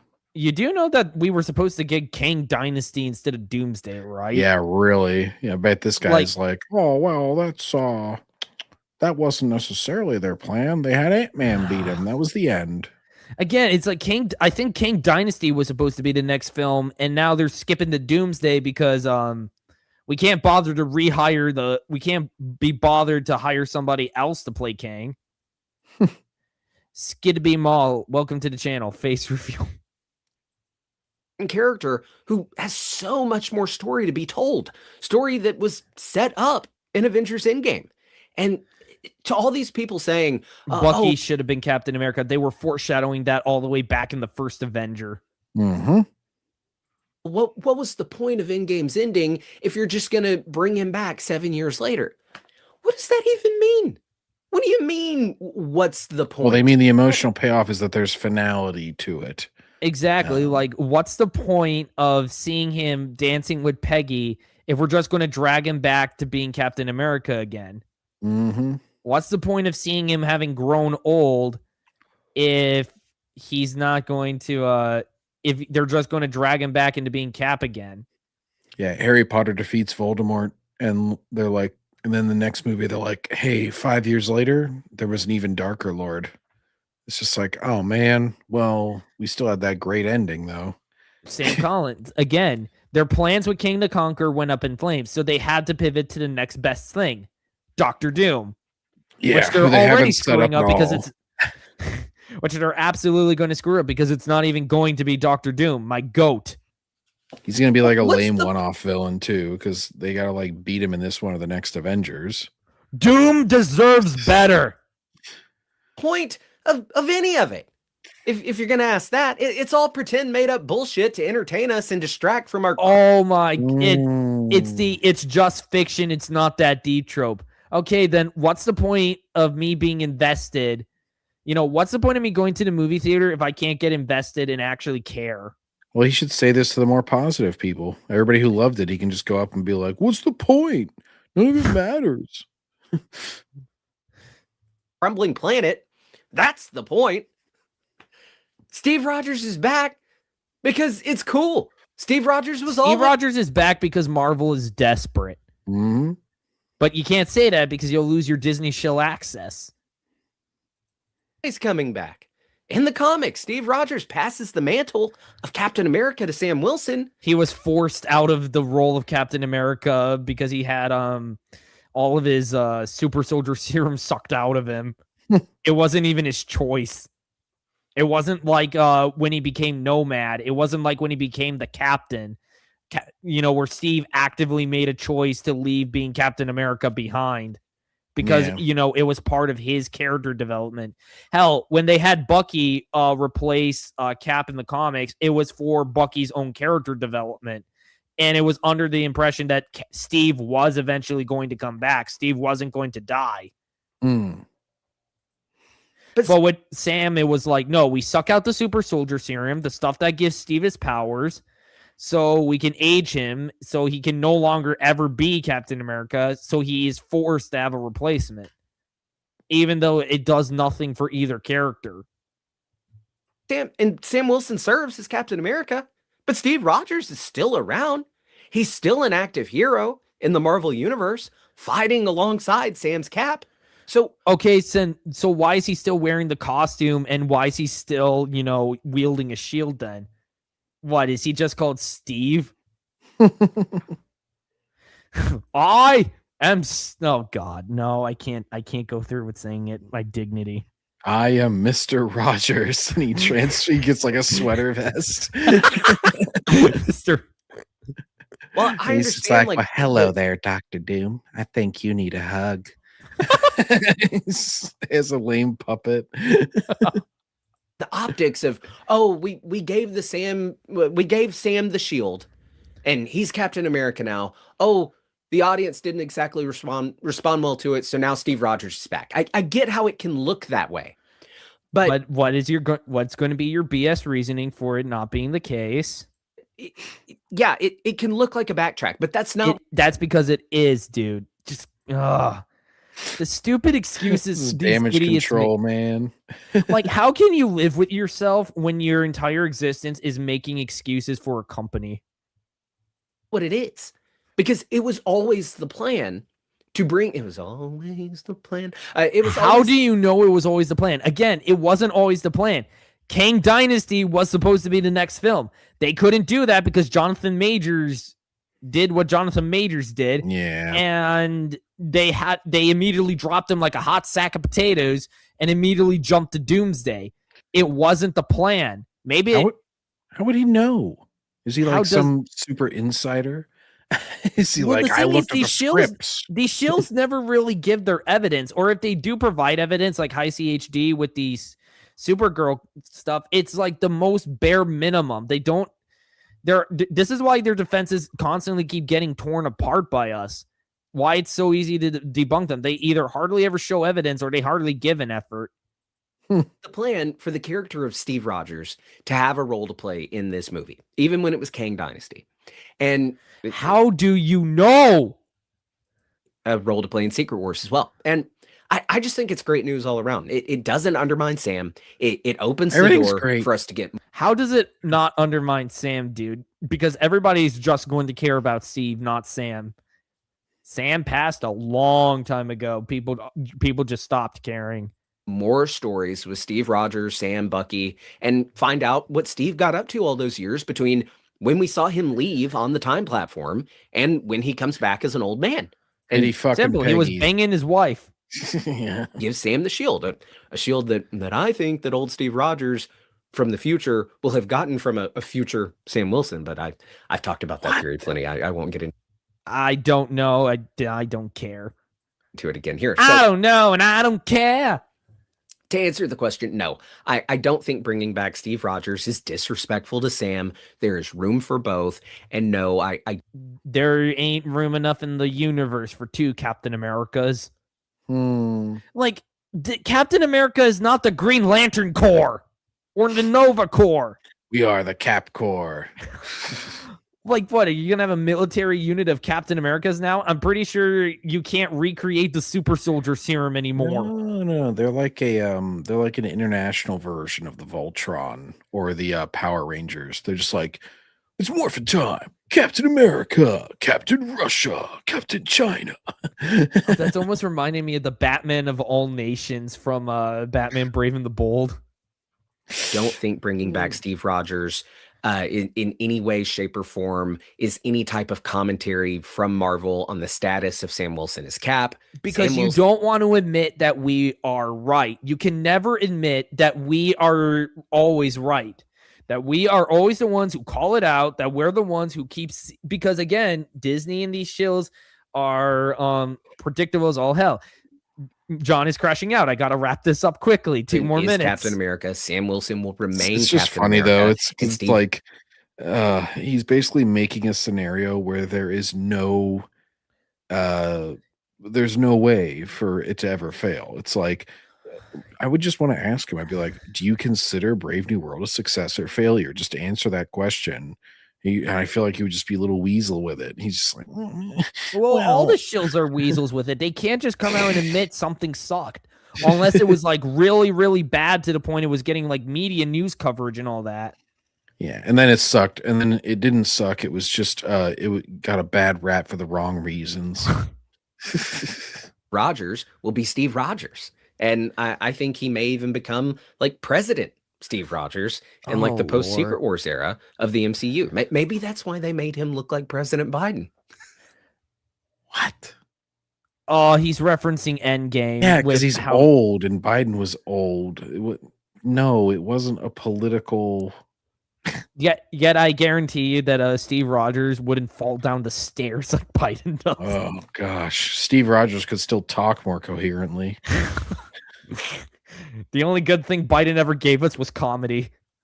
Granted, Endgame was made before Biden beat Trump. Anyway, I don't want to hear. Oh, now he's got to hand wave it away because he made a political joke. The what's the point bullshit though. The point is that they took a little break after Endgame. Absence makes the heart grow fonder, and we're about to get more great stories with Chris. Oh, really? Steve Rogers. Let's get rid of Sam Wilson, Captain America, then, and see if absence makes the heart grow fonder. If everybody celebrates and like completely forgets about him after that. I guarantee you, they get rid of Sam Wilson, and the Shields are going to eat Disney alive for it because. Again, Disney just keeps bringing in these pack of wolves. They don't want the fans anymore. They're reaping what they sow. I'm just laughing. They're gonna show like everybody is like popping champagne the day that happens. Everybody's like celebrating on the internet, and it shows like and then like their box office, like they make a lot more money with a Steve Rogers film. And there's just like 10 people out in front of Disney with little picket signs like "Bring Sam back." Or no, they print out that missing poster for like the Ben Solo movie. Yeah. Because they can't be bothered to actually do picket signs anywhere. Anyway, that's all I wanted to show. The high CHD thing we can cover like later. Because it's going to be months for Supergirl. So I can rip into Supergirl all I want till then. True. But until then, guys, if you like what you saw here today, please like and subscribe and hit the notification bell to know when I go live. And John's channel is link is in the description below. Sub to his channel. He makes great gaming content. And until next time, see you on the next Awesomecast. Remember to stay awesome.